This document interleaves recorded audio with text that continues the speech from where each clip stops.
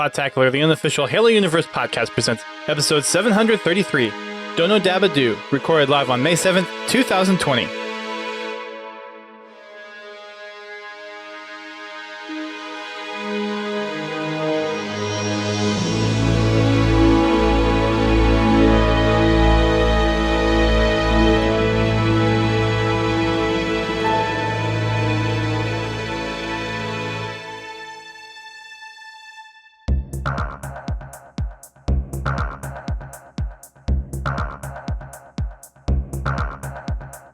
Hello everyone, welcome to Podtacular, the unofficial Halo Universe podcast. I am your host, Duststorm.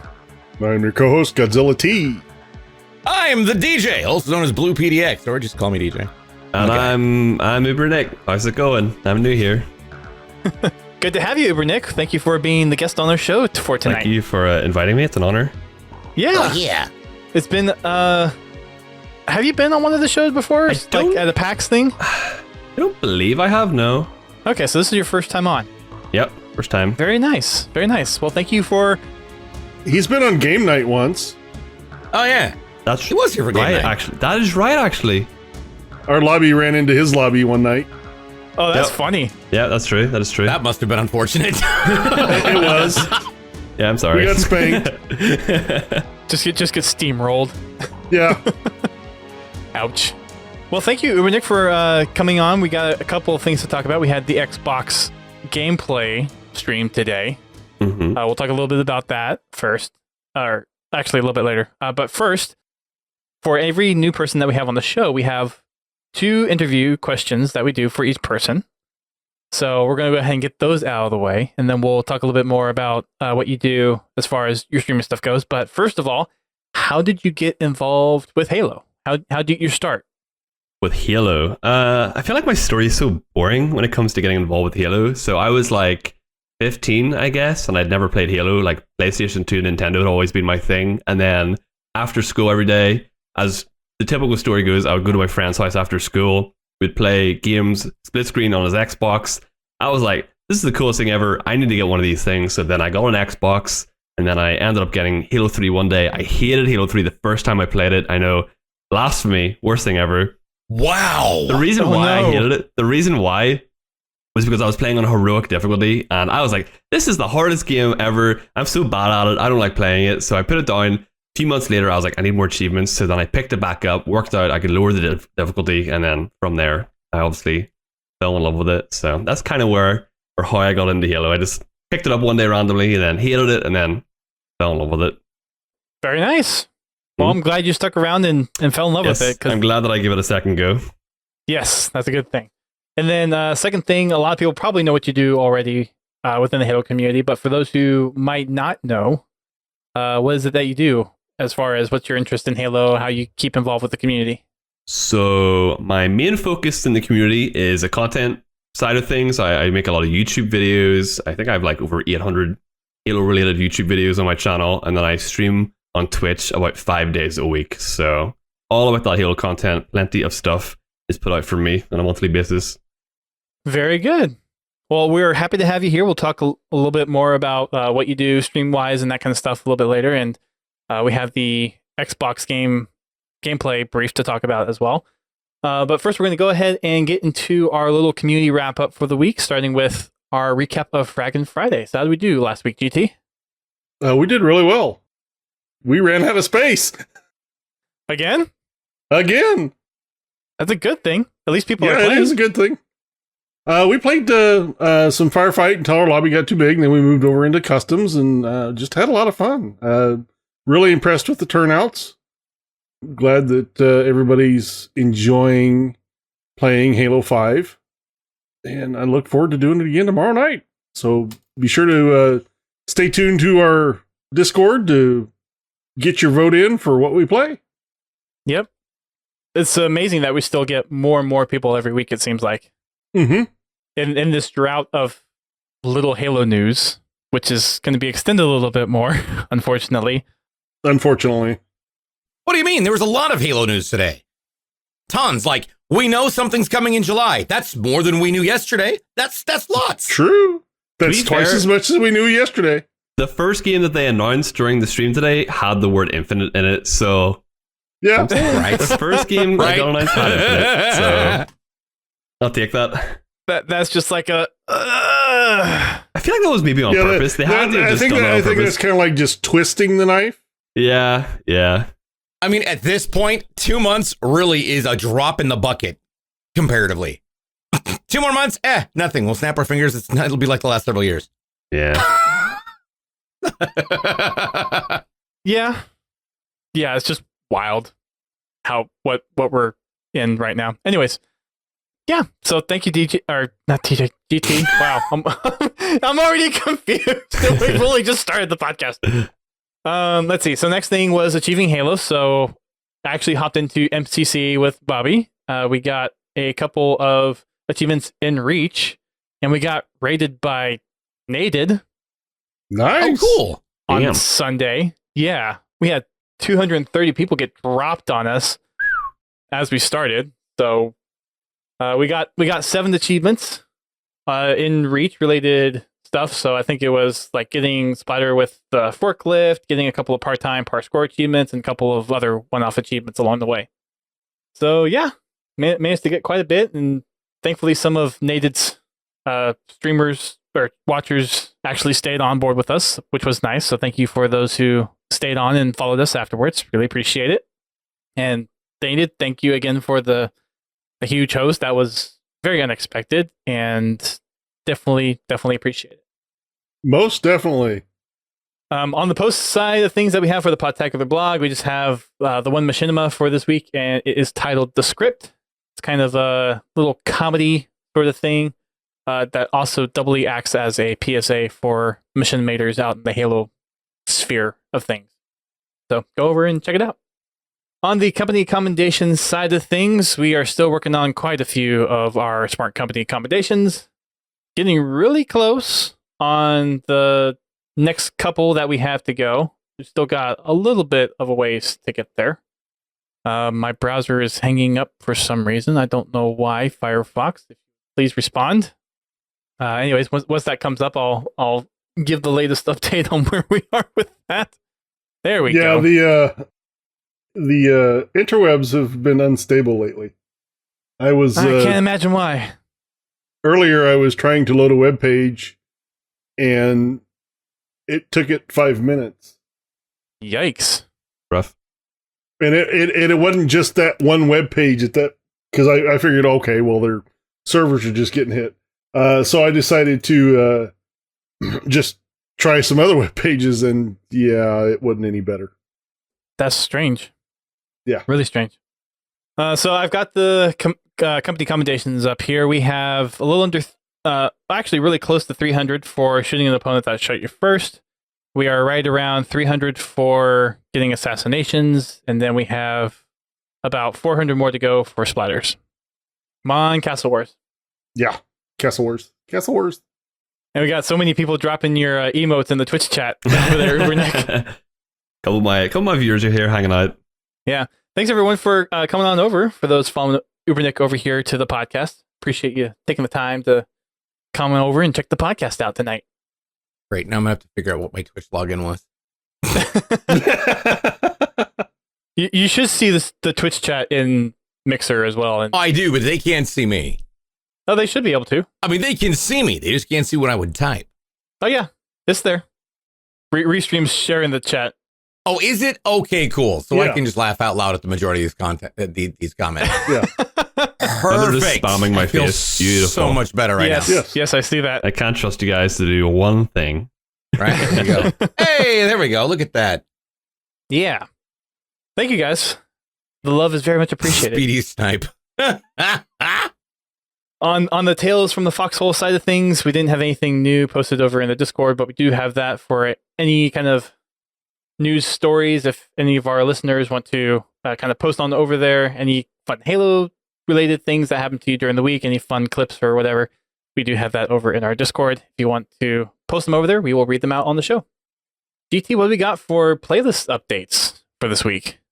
Looks like in Halo 5, we've got snipers rotating in to ranked, and Roaming King rotates in for CE anniversary. On the Master Chief Collection, Looks like Griffball is coming in. Woo! 2 days after Halo 2 Anniversary is released, which means I don't care. Wait,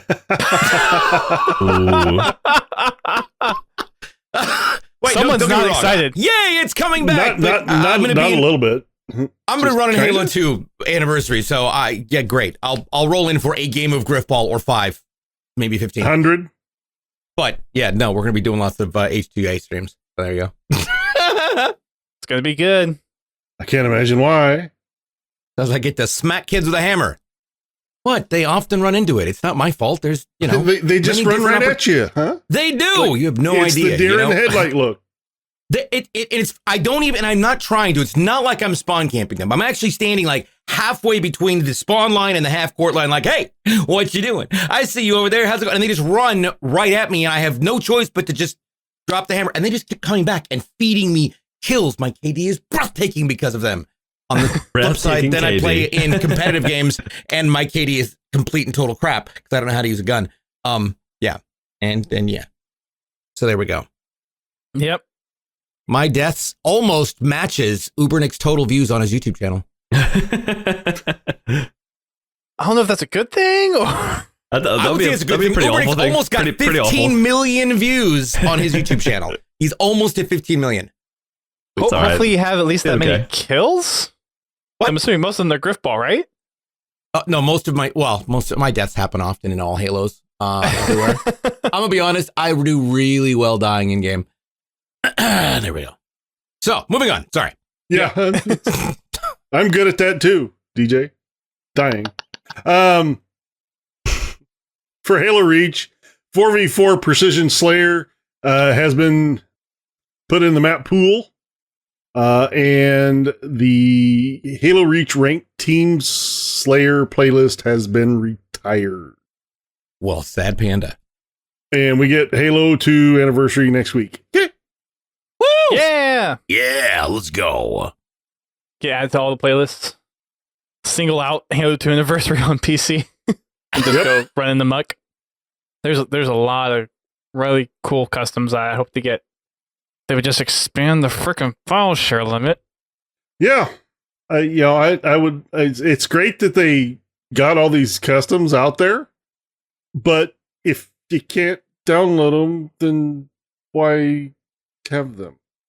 Well, so long as you can download the Griffball courts, that's all that matters. I mean, I gotta delete. Am I gonna have to start creating characters per playlist? I mean, that's not necessarily a bad idea. How many different profiles will you need, though? Godzilla T, Godzilla T2, Godzilla T3, like it's just going to be like a movie series. Imagine Sharknado, but Godzilla T. Technically, I already do have 6. Oh my god. I keep forgetting you have that many. I just have 3. I don't have that many. Well, that's basically thanks to the early days of MCC.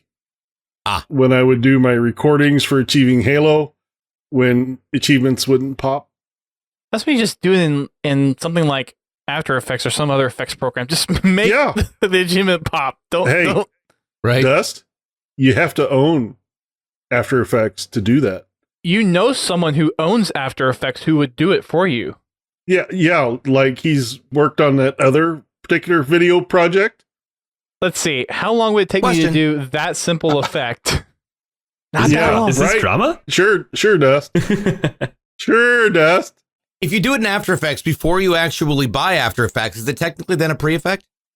Yeah. Oh, man. Just, sorry. Moving on. The way Dusty's already reconsidering having me on this show regularly. I can see in his eyes. He's twitching every so often. He's being like, yeah, this is fine. Like, this is okay. Over here. I got a lot of sun today, had sugar and a lot of caffeine, so it's your fault. Wait. It's my fault that you did something? What? No, never. You answered the phone call.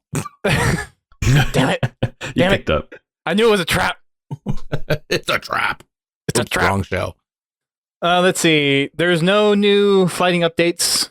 There was a little blog post in the forums from Postums, but he basically said last week we had this big info dump regarding Halo 2, so nothing new there. Because of the Halo 2 announcement, Snickerdoodle actually posted some of the HD versions of the Warthog that we got to see in the little promo trailer for Halo 2 coming out next week over on the forums. So you can go over and check that out. There is, I think, 6 or 8 like 4K versions of different parts of the video.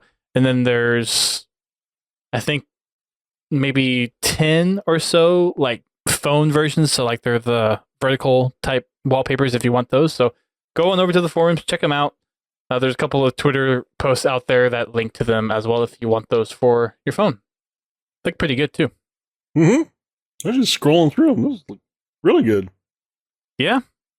I'll post a link in the chat for those that are interested in checking them out right now. Long link, sorry. But that's how the Halo Waypoint forums just link. Yeah. For the social stream, again, they're not doing social streams right now, but they are doing community playdates, and those are happening every Tuesday at 1 p.m. Now, that's like the third host that we've got. Thanks to Maltos, and thanks, Del, earlier for the host. Appreciate it. Yes, appreciate it. We've got the Today in Halo. We got a post from that from the Halo account from last week. GT, you want to read that one off for the folks? Sure. 1st of May, 2531. The UNSC launches Operation Smoking Acres. So many different ways I could take that. At Camp New Hope on the colony of Victoria.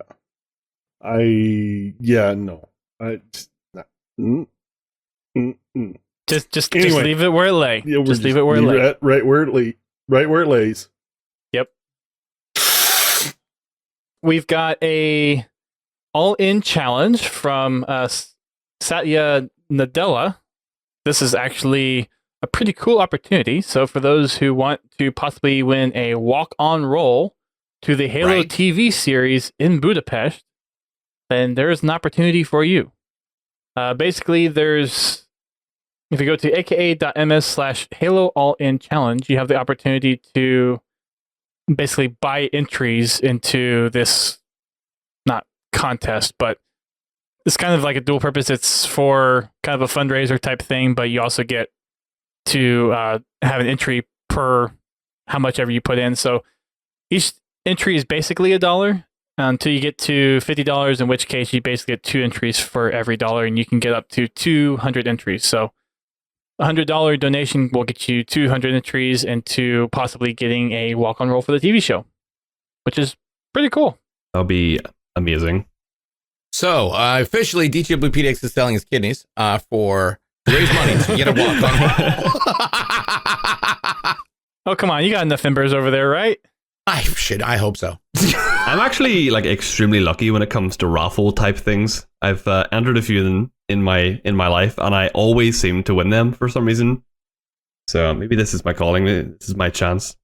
If you got the role, and I'll just throw this as a random question out there to everybody, and even for the stream chat, what kind of a role would you like to play if you got to be involved with the TV show? I would love to be like in a restaurant. I'd be bringing their food out, like their alien, weird-looking food, but I would drop it everywhere in the background and just be like, "No, I'm getting fired." And then my manager would come out, shout at me, scream, just in the background as Master Chief is doing his thing because they're in a restaurant for whatever reason. And then I'll just walk off set looking very upset. That would be my role. That's what I would want to do. I'd want to be remembered as the dude that dropped Master Chief's food live on set. A restaurant just full of food nipples and a counter. Exactly, yes. I want to be an alien. You already are an alien, so. I know. That's why it would be a perfect role for me. It'd be perfect. Slap some blue paint on you. Change my fine. voice or anything. He's got split personality. He's got DJ, he's got Grunt J, and Brute J. Right? Oh, hold on. Where's Grunt J? There we go. Yeah. I think it'd be super fun to be a grunt. I might be short enough I just squat down. It'd be neat. Although the mask covers my face and makes it kind of hard to breathe. Although we're all supposed to wear them anyways. We're immune to COVID. That's a good one. You could be the first pirate in the like Halo universe.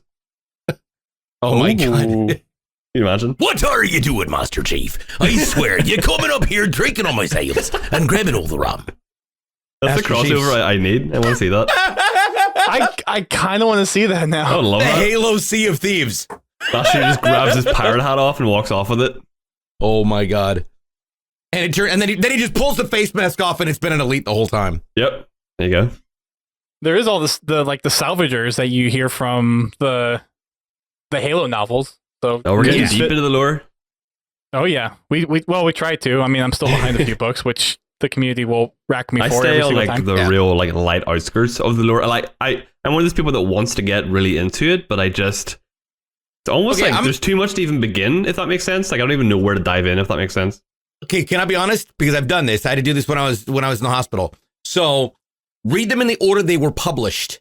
All right, read them in the order they were published. That is the best way because there are trilogies that were released on top of each other, right? So they reference each other in the back, and I'm specifically referencing the K5 series. But that being said, I saw your tweet today, or at least your message, about the fact that, hey, if they can last for 90 minutes underwater, right?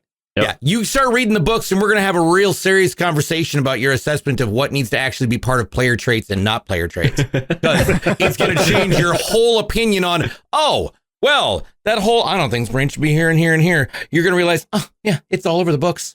How's that working out for you? Mhm. I do have. I the want to first have book, that so it's just sitting conversation there on your ready to be YouTube read. video. I need to just sit down and read it. I'm just like, I get Start with Follow Reach, dude. I get kind of bored reading though. That's my problem. Like I've never really been a big reader, so maybe audiobooks will be my kind of way into it. That's what's made it real possible for me is audiobooks. Yeah. Ironically, I'll be starting the Halo series with Fall of Reach in about 2.5 weeks. Oh, did you get the clear, or are you just doing it? I was told that since I didn't receive a no, go for it. So once we get through the Harry Potter series, yeah, we're going to be jumping in and going straight into all of the all of the Halo series. Cool. Nice. We are doing Battleborn for our next book here on the show. Nice. We will be doing that probably within the next month. So we'll have a little book discussion show then. We're going to do that one, and then Battleborn, Meridian Divide, and then we'll get into the new Master Chief trilogy. I don't know if it's going to be exactly 3 books, but since there's the new one coming out in September, the goal is to get all the other books done, and then once September comes around, we can just jump right into that one and have that one done before Infinite launches. Nice. Instead of waiting 5 years. Now, if you were to read the books in a very, very, I would say inappropriately and friendly way, you could put it on an OnlyFans account and would call it Halo OnlyFans. Get it? Halo and OnlyFans. Are you proud of that one? Yeah, I'm proud of that one, honestly. He's the founder. And maybe Pins, maybe we'll do Halsey's journal. Oh, that's gonna be dark. It's gonna be a real dark journey there. We're gonna have to break that one up into pieces. There's no way we're just gonna have one episode that talks about the entire journal. Because it's really that's a deep journey right there. There's a lot of pain and suffering that was caused by that woman. Mm-hmm.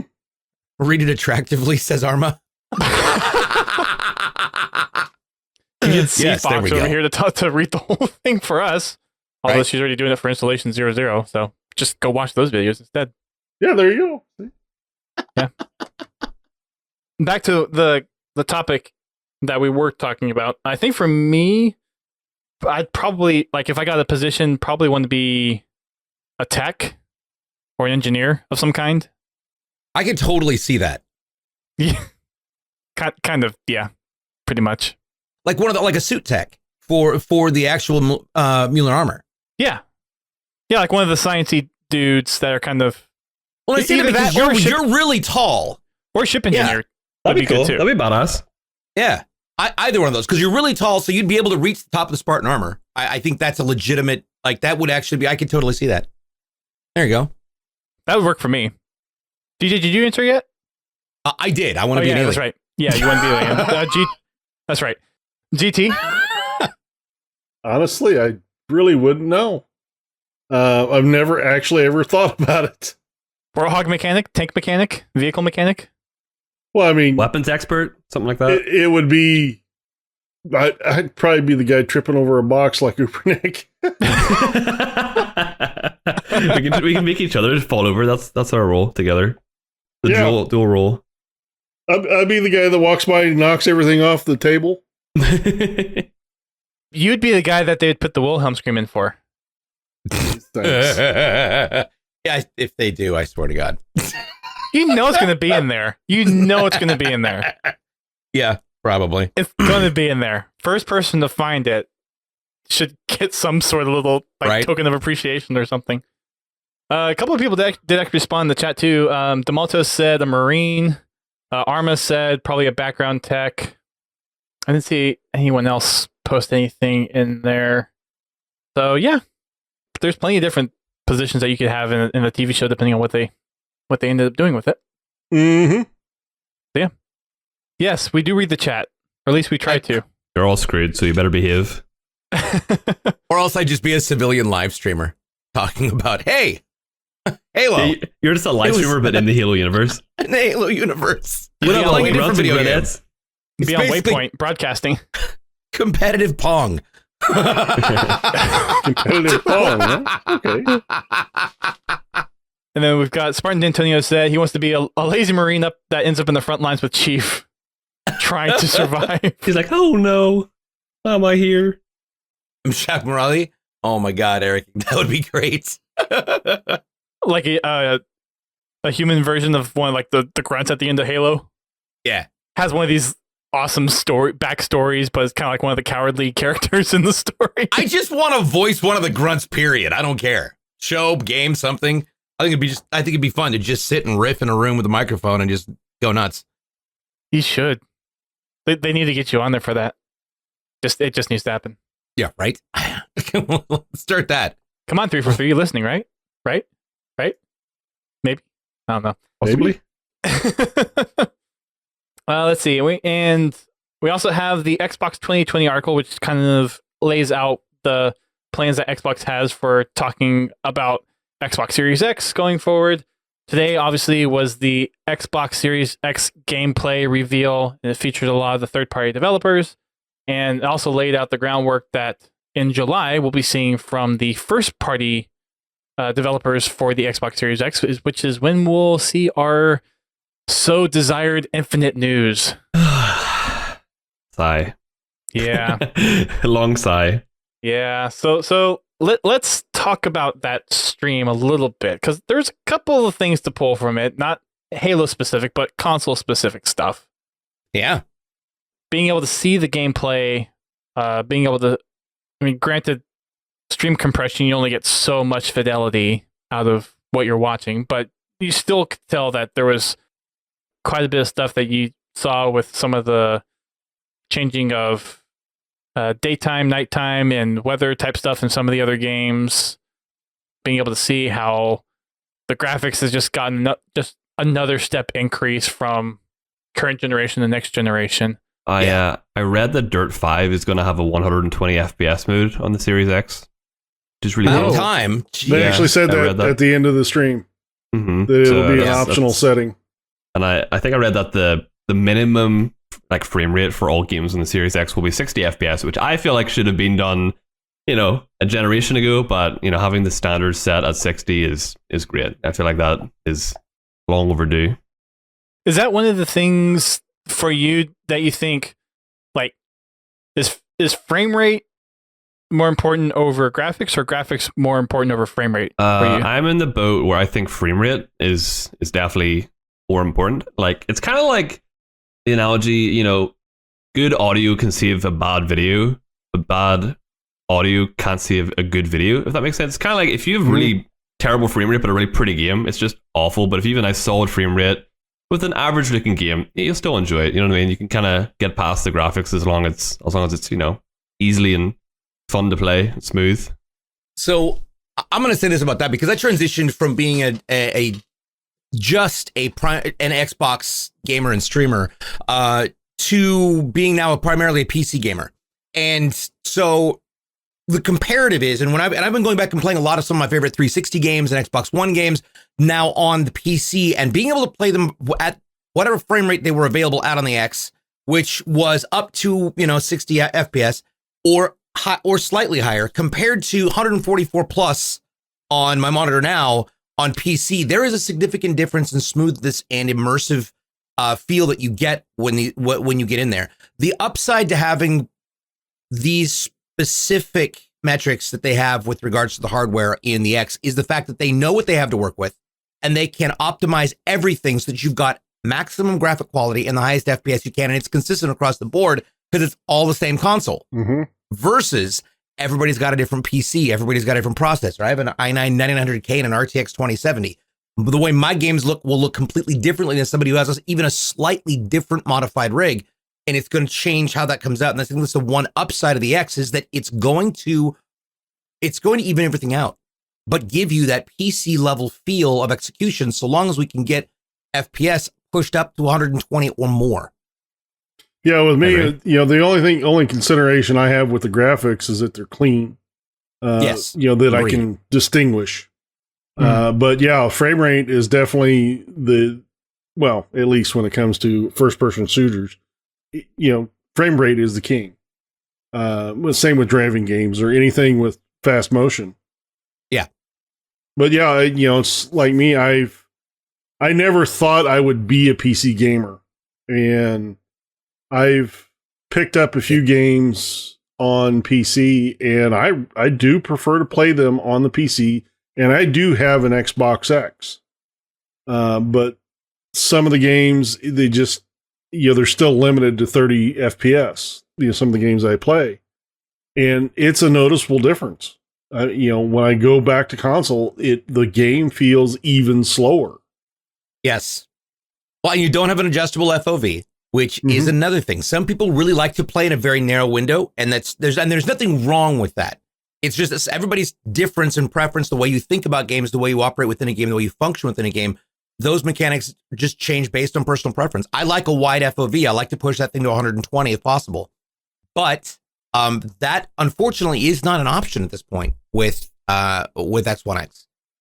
Yeah, something I really want to see with the Series X is FOV sliders becoming like the norm in console gaming. I don't know why it's not already, but moving forward, it needs to be an option on every platform, because having that customization is beautiful, because Halo is a great example. If you've played any of the Halo games on PC, being able to push those FOVs from 78 or whatever the regular was up to 90, 100 plus, in my opinion, it totally changes the game. And we got a screenshot of Halo 3 pretty recently that shows it with a higher FOV. And in my opinion, it totally changes Halo 3. Whenever you play it on Xbox, it's like you're playing with binoculars all times. But now, if you look at that PC screenshot, it's you can see everything. You can see the entire weapon. You can see the entire map, around you, and you get so much more vision. So, in my opinion, it's nothing but an upgrade in that regard. So. Yeah, and I think it feeds into that whole concept of it being an immersive experience, because when you think about how you look physically in your peripheral vision, you should be able to see these things that are on the periphery. Even in a helmet, you have peripheral helmet. I mean, when I was riding a motorcycle, you have periphery based on how wide that lens is, how wide your helmet opens up. So having that option really creates it much more. I don't know. I feel like I sink deeper into the game and deeper into the experience when I have those options to really make it a little bit more lifelike. Now, the real question is going to be keyboard and mouse support and how that's going to work out. On the Series X? Yeah, because as there are many different people who use many different designs, whether you got Corsair, Logitech, you've got, and all of these different companies.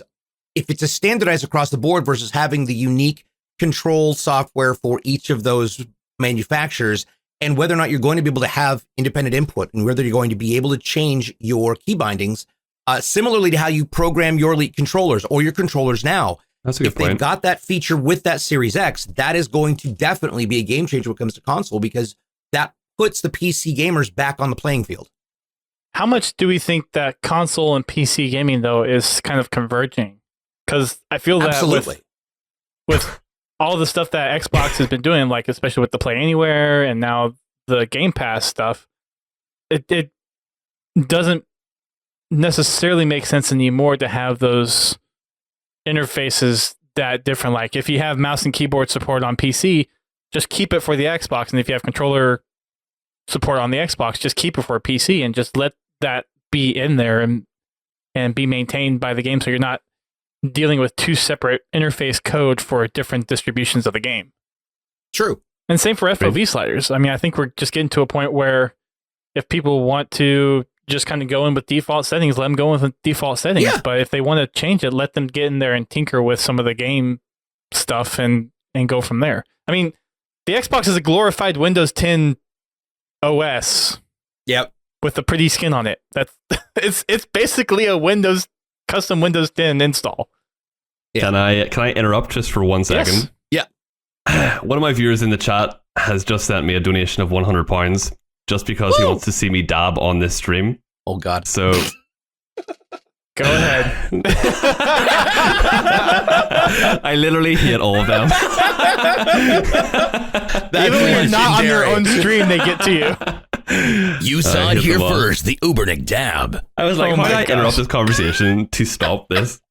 I'm very sorry. I'm very, very sorry. Never invite me on this ever again. Hey, if it gets you more donations, we might invite you back so you can get more. Hey, it's good. It's good stuff. There you go. That I didn't know we had that kind of power here. Yeah, crazy. They're all nuts. Interesting. Dabalicious. Have the power. The With power. great power. You can blame Let's call him crying. Dab Master Nick. Shake my head. They're all psychopaths. Yeah. I thought it ruined my life. So were there any games that stuck out to anybody from the stream today? There honestly wasn't too much that stuck out to me personally. There was one game, and I was watching the stream, like I was streaming it and watching it, and I was very underwhelmed basically the entire time. I'll be straight up honest, you know. None of the games really, like, you know, they didn't really say anything to me. Like, Dirt 5 is cool, but like, I'll always choose Forza over Dirt 5, so I'm like, whatever, I don't really care that much. But there was that one, I can't remember the name of it, like a pirate game or something like that. And just the graphics of it, like the art style really stood out to me. Like, it looked kind of like Sea of Thieves a little bit. It was just really pretty. Like, it just kind of stood out a little bit to me, but obviously I don't really know anything about it, but that was cool. I was really excited for Assassin's Creed Valhalla. I thought that was going to be, you know, awesome. Yep. And then I didn't see like any gameplay, and I was like, oh, okay, well, that's disappointing as well. So yeah, I think the stream could have been better, but you know.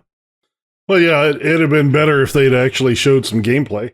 Yes, exactly. I mean, I think I saw like 1 or 2 bits of actual gameplay in there, but most of it was cutscenes.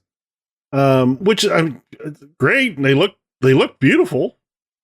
A couple of those games, the guys that are writing them are kind of disturbed.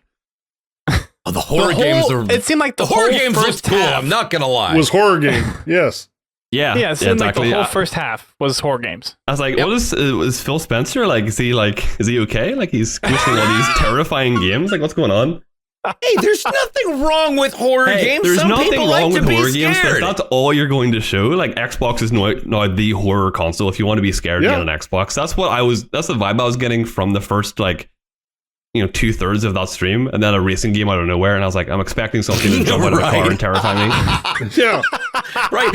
Some sort of a monster that's come out of, or just some brutal crash that's just bloody and gore, and you're like, wait, what? Yeah. What happened? Why are we here? And if it wasn't a horror game, and I have nothing against top-down shooters, but there was this one really cool, interesting-looking trailer, and I was like, oh, this one might actually be really, really cool. Mm-hmm. And then it turned out to be a top-down shooter game, and I was like, there we go. Right. Like, you know, it's just Call of the Sea. Yes, Call of the Sea. That was it. That was the one I was talking about. It looked cool. Yeah.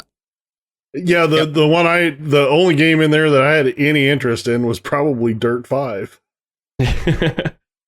Yeah, I'll be honest. The biggest one that I've been looking forward to, aside from Infinite, which we'll figure out in July, is Valhalla.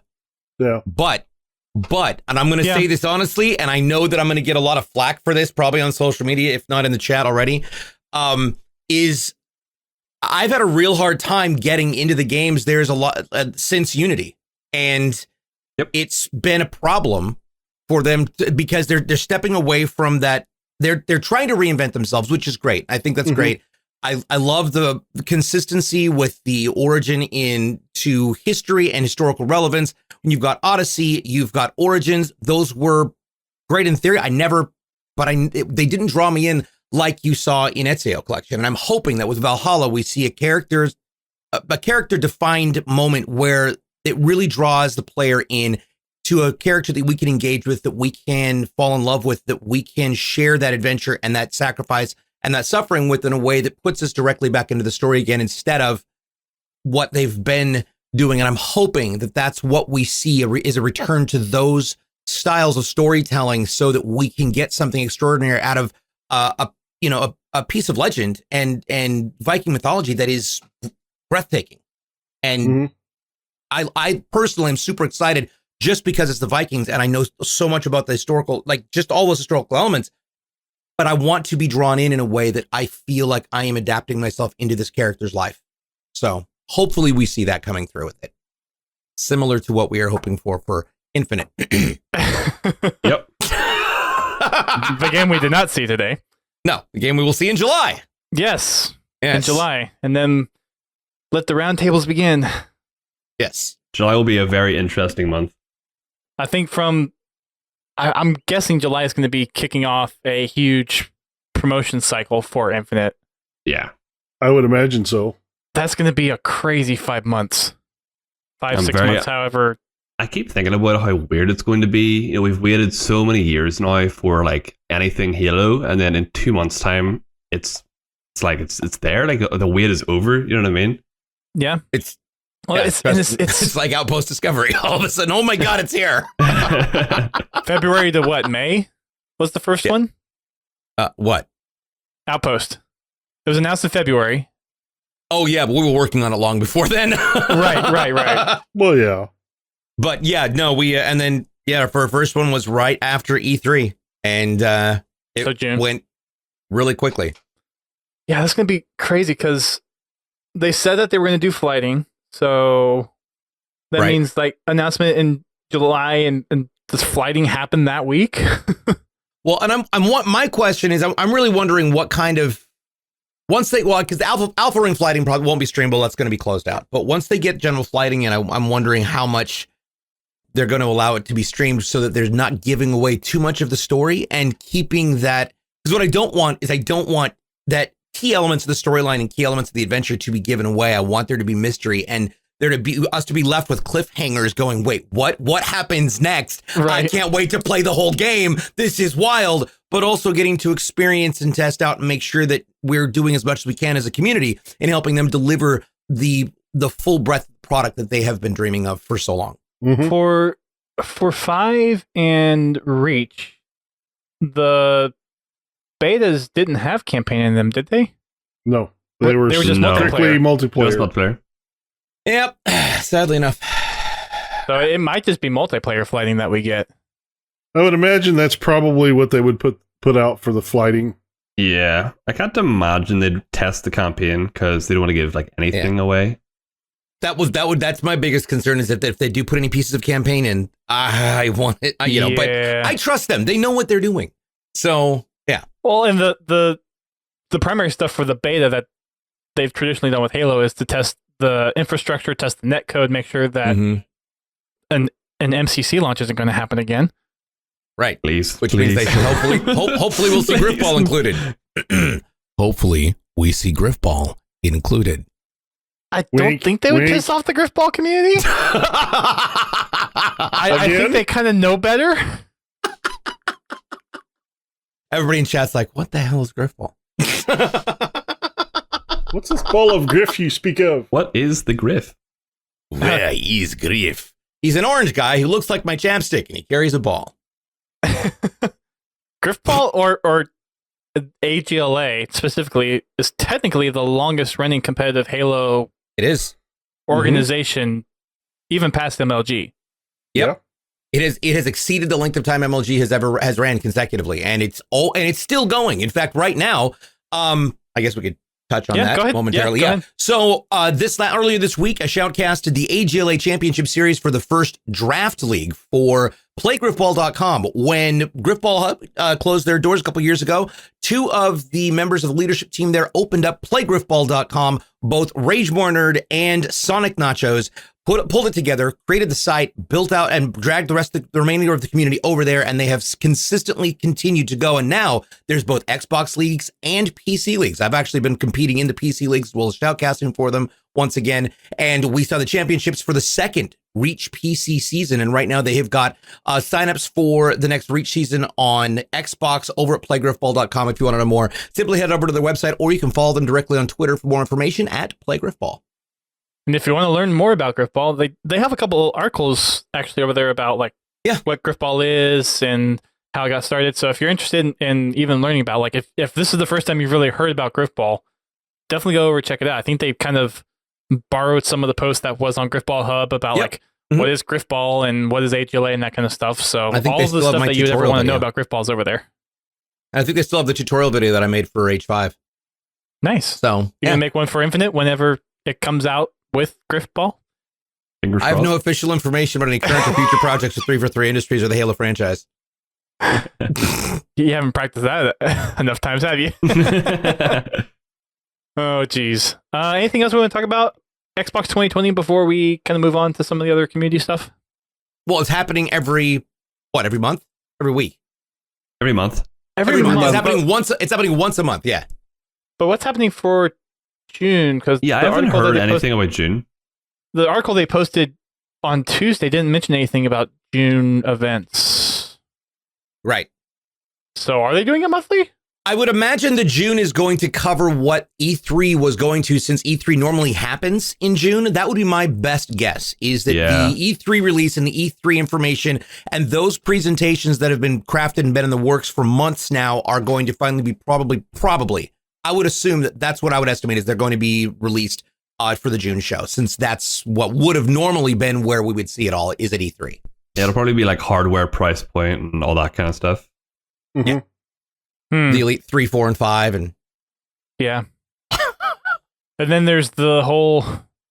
Well, we can touch on this just briefly, but the Jeff Keighley launching Summer Game Fest kind of. I haven't really looked too much into that exactly. Is it just like revealing games, or? I mean, it's. I'm not trying to stir any trouble. This is just kind of like what social media has been throwing back and forth, but it's like Jeff Keighley trying to undercut E3 as far as like coming and doing a whole digital presentation versus E3 usually being an in-person presentation. So that's kind of been the social media back and forth of like, oh, is this like him leaving E3 and trying to undercut it and take over? So I mean, don't read into it much, of course, but it's just he's very passionate about video games and has the ability to make things like this happen. So yeah, I have a big respect for Jeff Keighley. Don't read into it, but do bring your popcorn because the comments are always going to be lit. Oh, yeah. I used to be, like, I used to not really care much for Jeff Keighley, but over the years, he's kind of grown on me of like, okay, I can appreciate his passion for video games and what he does for the gaming industry. Exactly, yeah. So, yeah, we'll see what happens, but that's happening in June as well, so yeah, grab your popcorn like DJ said. We'll see what happens. Anything else other than Halo that you guys are interested in hearing about this summer? Is there anything else to hear about? Well, I've heard, rumor has it, that there's going to be a competitive online checkers tournament. And there may also be competitive online rock, paper, scissors. Rochambeau! And I am not kidding about the rock, paper, scissors. It's an actual thing coming up. Sounds amazing. Okay. That's all I'm allowed to say. That's all I know that I was supposed to say is that there's online rock, paper, scissors coming. More on that later, I guess. Yep. Much Regular later. rules or Sheldon's version? I don't know. I'm so okay. Okay. Whatever. Yes, moving on. Where are we in notes? Oh, community highlights. Okay, here we go. So DJ already touched on some of the Play Griffball stuff. There is a couple other things going on over there as well. There is a AGLA Fantasy Football League that they have a post over there for, and then they have another installment of their 10 questions, and this week it's with I'm Shad. Yeah. So if you want to learn about some of the Griffball stars over in the AGLA, then that is a good way to learn about them. There you go. Yeah. Over on the Forge Hub side of things, Forge Hub has announced the Forge Your World contest. So we get these contests probably once a quarter, I think.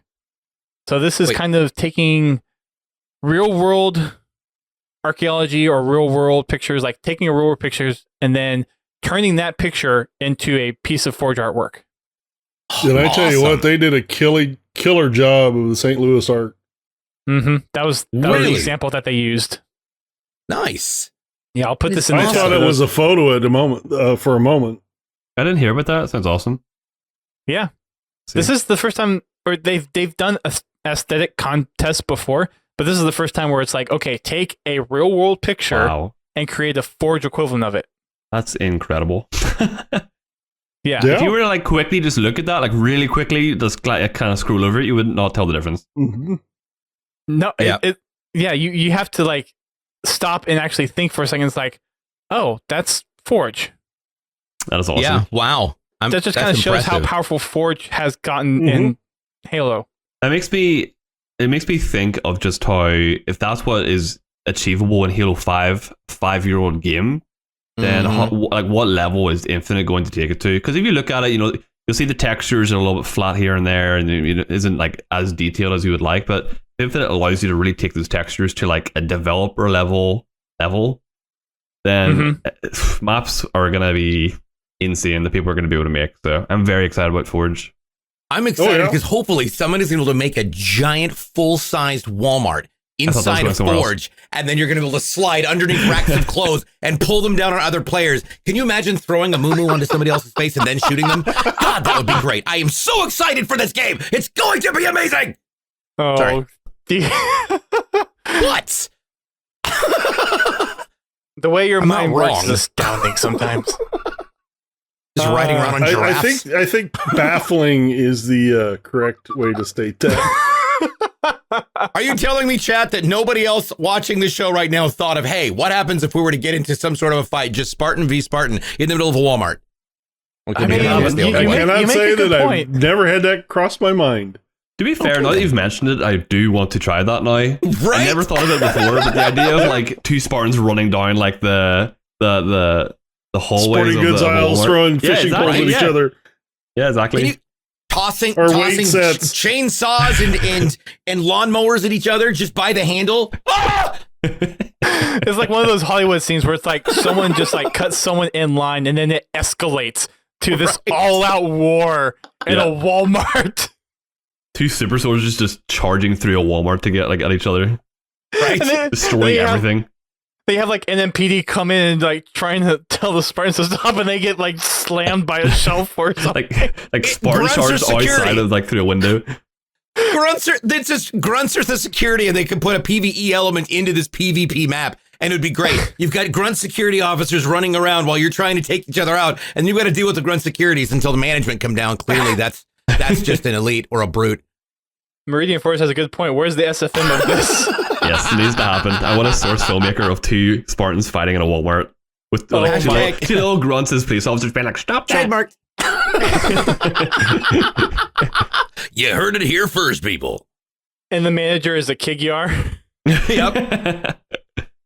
And she's just up in her like office. Right. And she's like just yelling sniping people from up there. Stop destroying my displays. A really, really crude, like blonde, short wig as well. Just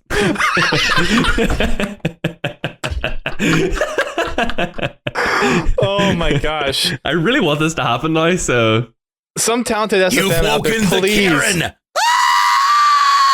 There we yes, go. yeah, the owner is like an overweight like brute or something like that. Oh, this has to Kick your happen now. Karen's shopping extravaganza. There's a few SFM artists in the Halo community who can go and do that. Incredible. Except how long would it take to make? Oh, yeah. Well, now we have a project, people. Let's go. They have until Infinite to make it happen. Yeah, that or till July when we're actually content with Halo news. Where's my Oh, phone? geez. I'm over here calling Duquesne. Hi. Got an idea. No, he'll make sure that there's a warthog crashing through the side Yeah, of the it'll wall. have like a racetrack somewhere. Like, okay, your idea Yeah, is he'll cool. turn it Hear me into a out. racetrack. A Walmart racetrack. Let's make it happen. Oh, jeez. All right, so back to the Forge contest, real quick. Oh, yeah. Sorry. That's sidetracked. Oh, I love it. This is like reminding me of some good old Podtacular days where it was just tangents galore. Hey, I miss it. that's what we're here for, bud. That's what we're here for. Yeah. So there is a 3 entry limit per person. There is a limit of 1 vote per person for top 3 favorites in order. and you can vote for your own submission. So this is going to be community voted. The submissions will be open on June 7th. So you still got a month to kind of plan to start making your map. And then open until June 7th. Helps if I read that right. And then it'll be starting to judge on June 8th. First place is going to be $500 plus a Forge Hub t-shirt and a Forge Hub feature article.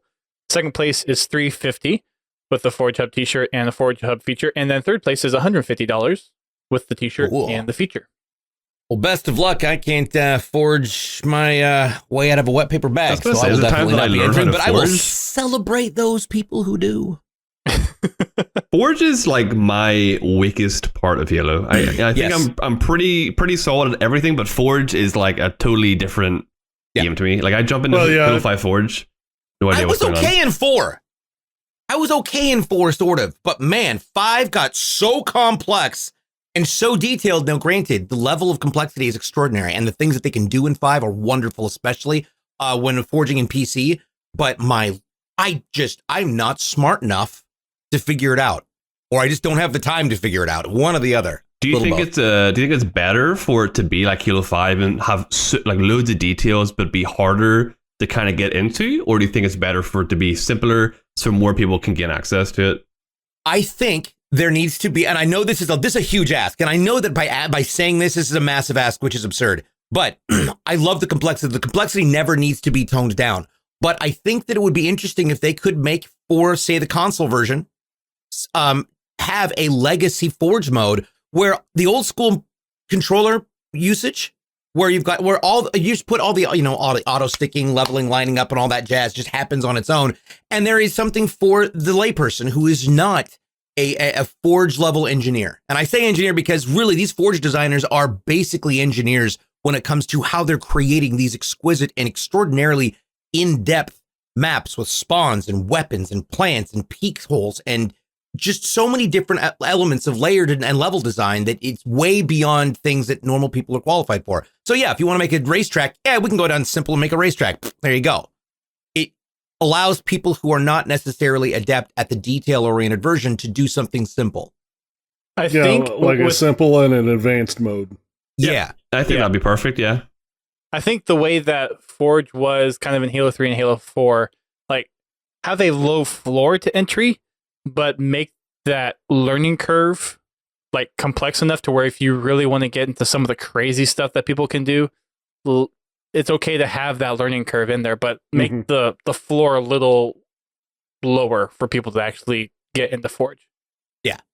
Because I feel like people going in and just kind of being able to block out maps, like if you have at least that basic level of forging, then you can kind of ease your way into, okay, you can somewhat form a map and you don't have to get into the advanced scripting or doing certain themes of maps or whatever. That stuff's fine. If people really want to get involved with it, then obviously let the learning curve be there and let them be able to kind of take Forge to the levels that are being exploited just within Halo 5. Because there's like, I don't know if you guys have seen this, but the Forgers of Awesome have come up with a system that's basically Forge within Forge. Have you guys seen that? Oh, I did say that. Yeah, I saw that. Yeah. Yeah. Which is nuts. They built Forge within Forge. Like, how crazy is that? Yeah. It is. Whenever I watched the video on Twitter of that, I was like, my brain, like I wouldn't even have the first idea of how to do something like that. You know what I mean? Neither would I. It's basically the Halo equivalent of creating a 8-bit screen or calculator in Minecraft. Yeah.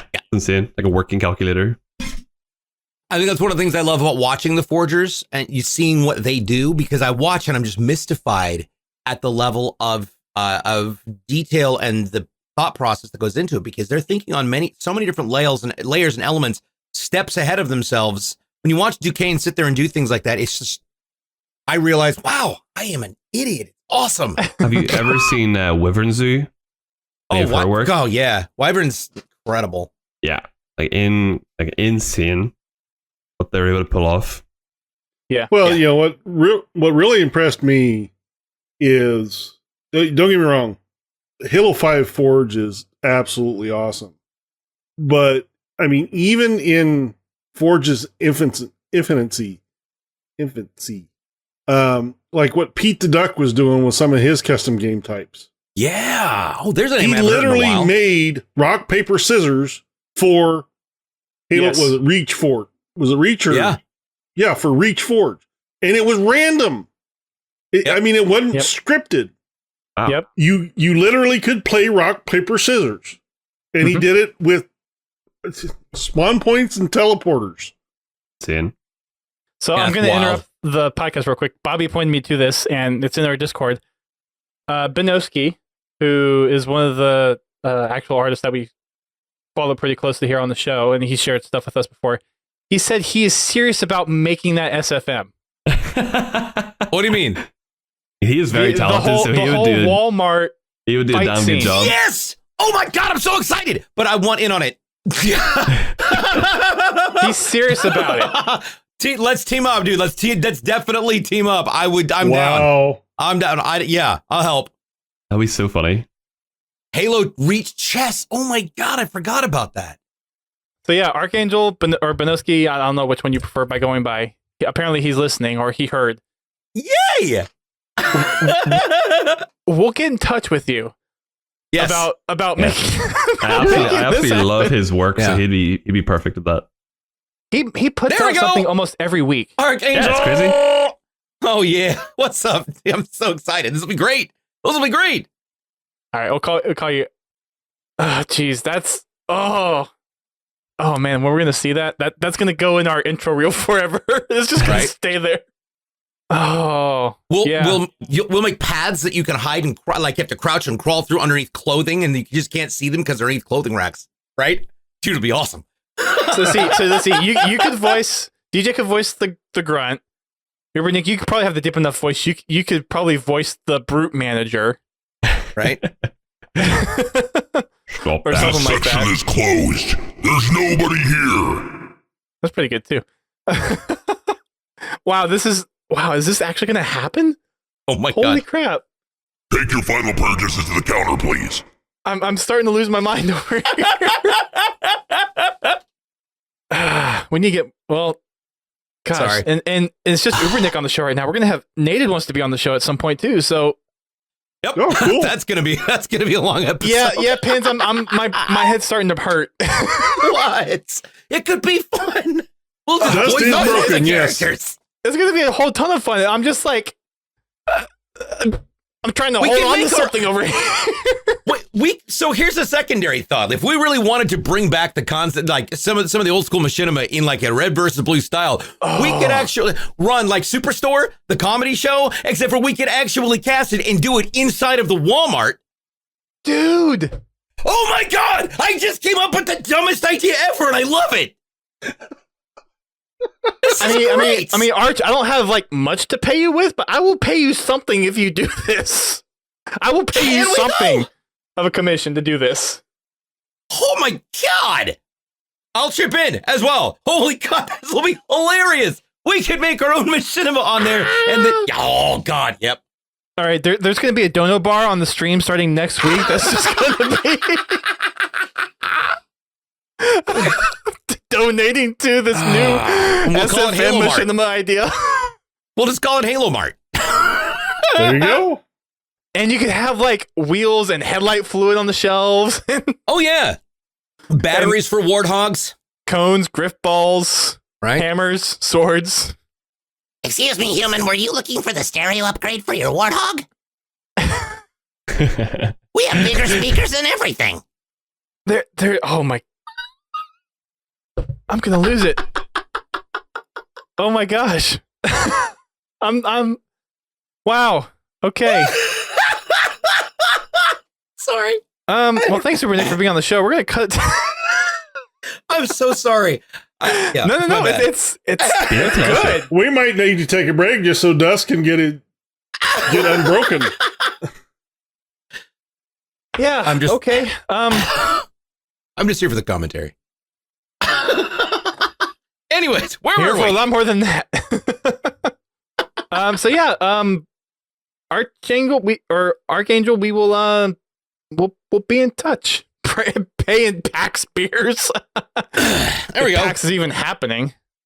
Yeah, let's not get on that subject right now because that's really depressing. Didn't they haven't canceled it yet? No, they confirmed PAX that has- it's still going to go on. Yeah, PAX has not officially canceled it. Correct.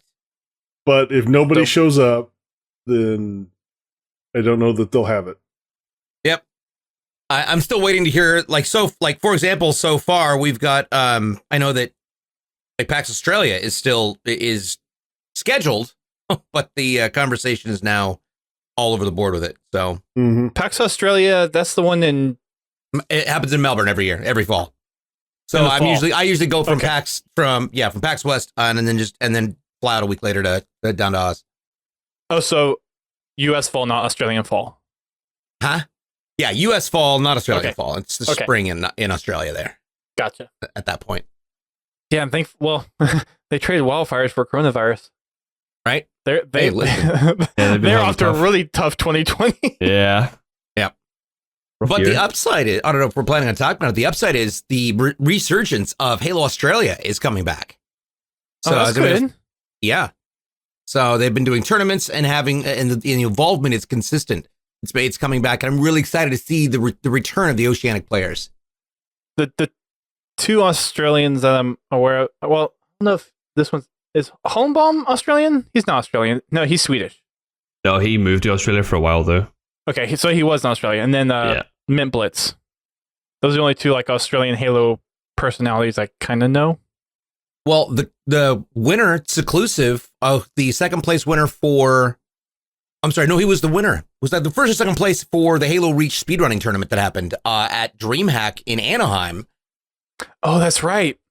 We had the World Speedrunning event that I was shoutcasting in Anaheim, and Seclusive is the speedrunner from Australia who came in and placed. I want to say it was the first or second place. I know the U.S. took third. No, it was Mexico took first, Australia took second, U.S. took third. That's right. I forgot about that. Yeah, you're totally right. So yeah, that all spawned from the Forge Hub contest somehow. Whoops. My bad. So yes, It's all your fault. well, Podtacular will be sponsoring an SFM. Love it. Good stuff. If people want to contribute to our Patreon or donate to us directly or use our Amazon affiliate link, please do. You can help subsidize us and help us make this a reality. Wait, so all of my Amazon shopping I can just do through the Podtacular link? Yeah. Uh-huh. I like that. Yeah. I'll start doing that as of now. All you basically have to do is fill up your cart, and before you check out, go to podtacular.com/Amazon, and we get a small cut of it back. That's perfect. I am excited to do that. Yeah, I just keep that as my Amazon bookmark. There are some interesting things we get to see people buy. Oh. Well, like, because all my Amazon Prime movies and subscriptions and things like that could all go through there. Yeah, they could. So, yeah, that's great. Good call. Yeah, we get a small enough chunk between like the one or two Twitch subscribers that we have, because Golden Boy did us a favor, and Amazon stuff to basically run the hosting, and then that's about it. And then whatever extra we have, 2 years ago we did an Xbox One X giveaway, and then we might do a Series X giveaway this holiday season if we have enough to do one of those. Nice. So yeah, we have a Patreon, we have a PayPal link you can donate to us, or you can shop through Amazon. Shameless plug. Give this plug. Gotta do it. Yeah, so on to community content. On the HTS Pro Talk side of things, we have episode number 125, Summer Game Fest E3 Evolved. So I haven't listened to it, but that's most likely them talking about the whole, there's not really an E3 this year, and what's going to be happening to the summer's worth of conventions that we normally get. We've got a couple new things from Podcast Evolve, which I forgot. That was the one block I forgot to update this week. Gosh dang it. Evolved. No, that was good. I'll pull it up here in a second. I will skip on ahead until I actually do. Halo Outreach Podcast has their 37th episode titled Halo MCC April Dev Update with Halo 3 PC. Halo Infinite gameplay leaked? Question mark. We'll just leave that alone for now. We have some YouTube content to go over. First one is going to be the story of Uze Taham and Enthos Ram. This is from Covenant Canon. Usei. I'm sorry. I'll leave it to GT to make sure I'm saying that right. I think they pronounce it Intho. Isn't that what I said? Okay, why is Skyrim Halo ringing so many notifications right now? Because he's hitting the sparks. He's hitting the sparks too hard, Captain. All the sparks. I was looking in the wrong chat. Okay. Got it. Thank you for the sparks, Skyrim Halo. Appreciate it. And yes, I will continue to mess up those Covenant names because, yeah. Well, that's... I go off of what they use in the audiobooks.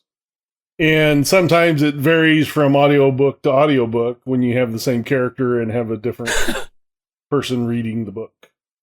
I lost count of how many times I've actually called Jeff Easterling on the phone, like middle of the workday, middle of the night. Hey, how do you say this word? It's 11 a.m. It's 11 p.m. I know, but I feel like I'm not going to understand the story if I don't know how to pronounce the word correctly. Okay. He's not changed his number 18 times. What did you say? He still answers your phone calls, though. Oh, he does still answer my phone calls. Yeah. Especially if I text him first, say it's about a book. It's like, all right, what's up? It's like, okay, you said the magic word book and Halo. Yep. Well, pronunciation for me is important. I want to understand every nuance of the story. No, I mean... Yeah. Yeah. It's just funny. Let's see. Over on the YouTube side of things, again, we have Installation 00, Ancient Human Ships, Lore and Theory. This is actually a little community, not bet, but kind of dare in a way. So he went on the Discord and asked his community to come up with a topic, and he would produce a video in an hour. And this is the result of that challenge. Oh, that's cool. And it's a decent video. He posted a follow-up video about it today or yesterday, kind of expanding upon the topic. But it was an interesting little video challenge. So worth going and checking out. Back over on the Podcast Evolve side, we have Mission Debrief episode 96, Halo Wars recap. Build with Blocks, Clash on the Ring Blind Bag series review. And episode 209 of their mainline podcast, Infinite the Mantle. Lots of crazy lore stuff that you can get into between now and whenever we get our next semblance of Halo news. I have to admit, with all the mantle talk that's been going on in the books lately, it kind of makes me wonder how much of that's going to show up in the game. I'm not picking up what you're talking about, so I think I'm behind on maybe a couple of the books here. Well, for the people out there that are actually caught up on their reading, Are these the Master Chief books I haven't read yet? The lore kids. I'm We're trying. looking at you, Dusty. I'm trying. but anyway, The mantle of responsibility. yeah, with the amount of comments that have been made about that in the extended lore, I'm wondering if that's going to show up in Infinite. Could be. I hope it does, but I think given It's kind of one of those things of like, okay, how much do you tie in the external fiction into the campaign? Mm-hmm. Because there are all those kind of discussions in the community of like, okay, you don't necessarily want to have too many ties to where people that only play the games don't know what's going on, but at the same time, you want to give the folks that have invested time into the campaign a little bit of that extra taste. heaven forbid a game should encourage people to read. Read a book? Are you kidding me? Or Or listen to an Audible. Exactly. Either way. Different forms of media intake. I'm just saying. You know. you can listen it to on Audible and contribute to Podtacular. There you go. There you go. You are a sellout. Or Give me that Amazon. Give me that wait Jesus for me money. to read it on stream. There we go. Next one is Late Night Gaming. Was Halo Anniversary a faithful remaster? Saber Interactive's take on Combat Evolved. It's an interesting kind of discussion that he has on the differences between the feeling that Bungie tried to portray in the original game and then what Saber did to kind of help revamp or refocus some of the different areas in the campaign. And it's an interesting discussion. All right. Next one is from General Heed. He has an Xbox Elite controller giveaway that he is doing because of a recent announcement that he has, so you can go check that out. And then this is something that I didn't even know existed. The lost and forgotten Halo game, Halo 4 King of the Hill.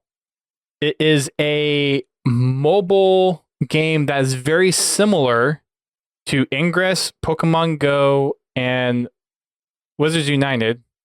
That's kind of like the whole territory capture. Wait, is it a Niantic or?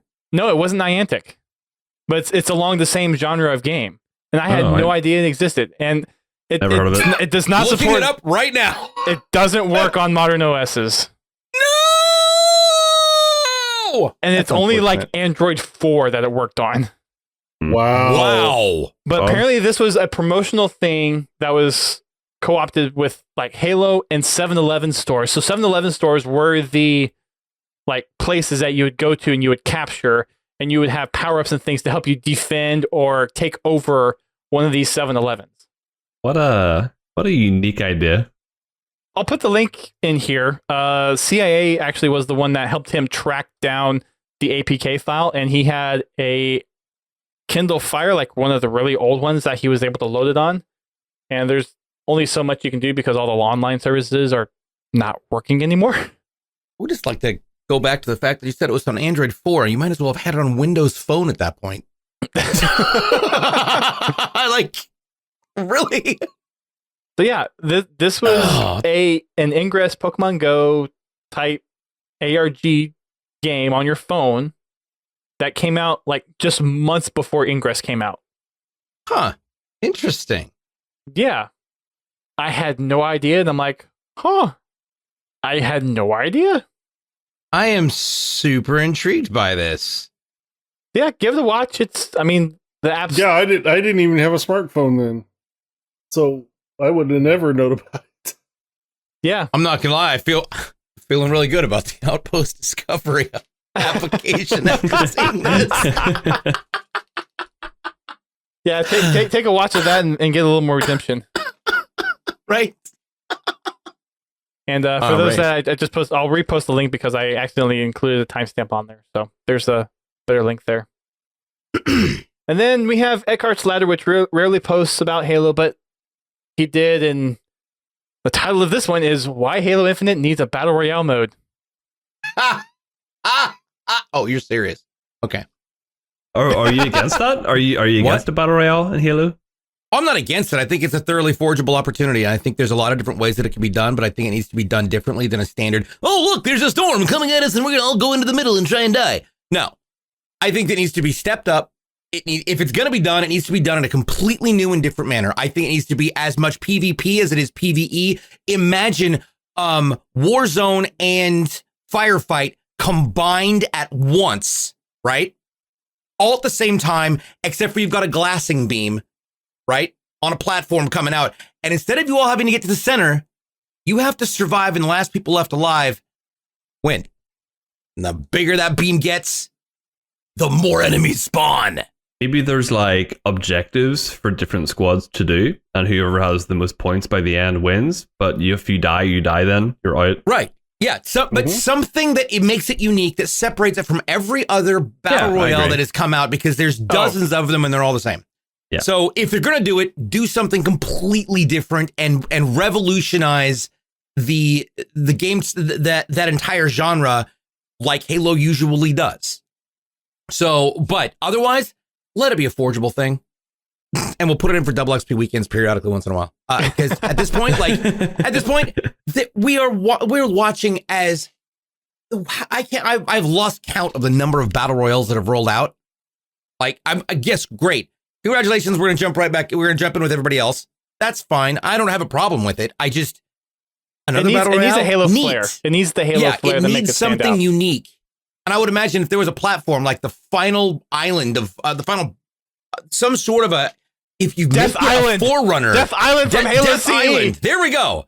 There we go. See, if you made like a Forerunner establishment, it's the last piece, and we're trying to pull Forerunner artifacts.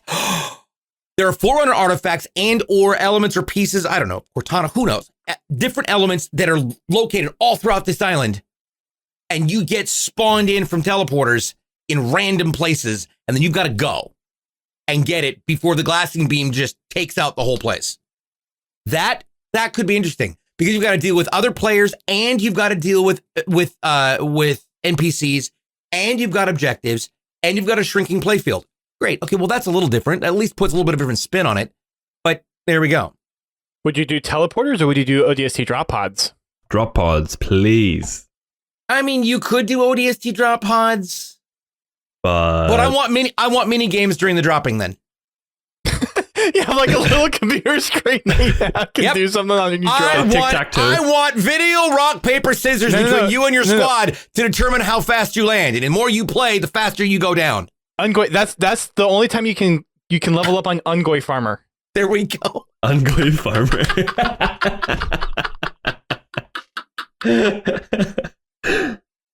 I made DJ's camera go out of focus. Hold on. This camera does this, and I don't understand why. And then I step away from it, and it didn't do a thing. Hold on. I don't know how to adjust that. It's going to be weird. It's because I laughed too close to it. You've never looked better, DJ. Never looked better. I look younger, you're looking don't good I? now there, DJ. Yeah, I think I prefer this, maybe. Shut up.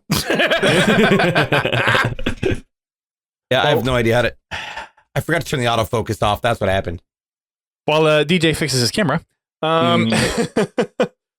we have another piece of artwork from Archangel, or Benoski, or Arch, as he's asking us to call him, that he has on his Twitter. So for those that are interested in seeing it, here's the link. But we've got a looks like kind of at night. Not his Spartan this time, but he's surrounded by, or there's a Spartan surrounded by knights in this piece that he has. Why is the link not opening? There we go. And this is a request for Jason X117 on Twitter. It's a request for his OC Anna carrying a hit and run mission against the created post Halo 5. There you go. Ooh. Nice. Cool. Yeah. Over on the community musing side of things, we have our Halopedia posts. GT, you want to take those? Sure. What we got for Trivia Tuesday? Did you know that on May 1st, 2020, the BBC once again made a Halo-related blunder by using the Halo Universe Oni logo instead of the actual U.S. Naval Intelligence logo during a news broadcast? Are you serious right now? I saw this. Yes. Why am I that's blurry? funny. They used a picture from Halo 3 ODST, the Oni level on one of the walls in like Alpha Site. I Why gotta are see people this. like this? Hang on, I'll be right back. I posted the link in the Mixer chat. They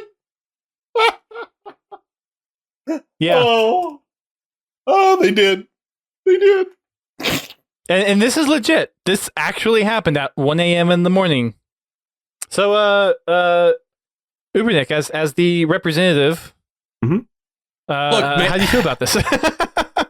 I'm not even surprised, to be honest with you. No surprise here whatsoever. I'm pretty sure that's not even the first time they've done something like that either. So No, it's not. I hate to be the person to make this distinction, especially as I'm blurry. For God's sake, fix yourself, Brio. But we're talking about referencing a government agency that is now, created Space Force. So not too far off the ball, really. No. You're not wrong. Let's be honest. You're not wrong. And I will never stop being blurry, will I? This is amazing. Maybe try turning the video off and on in Skype.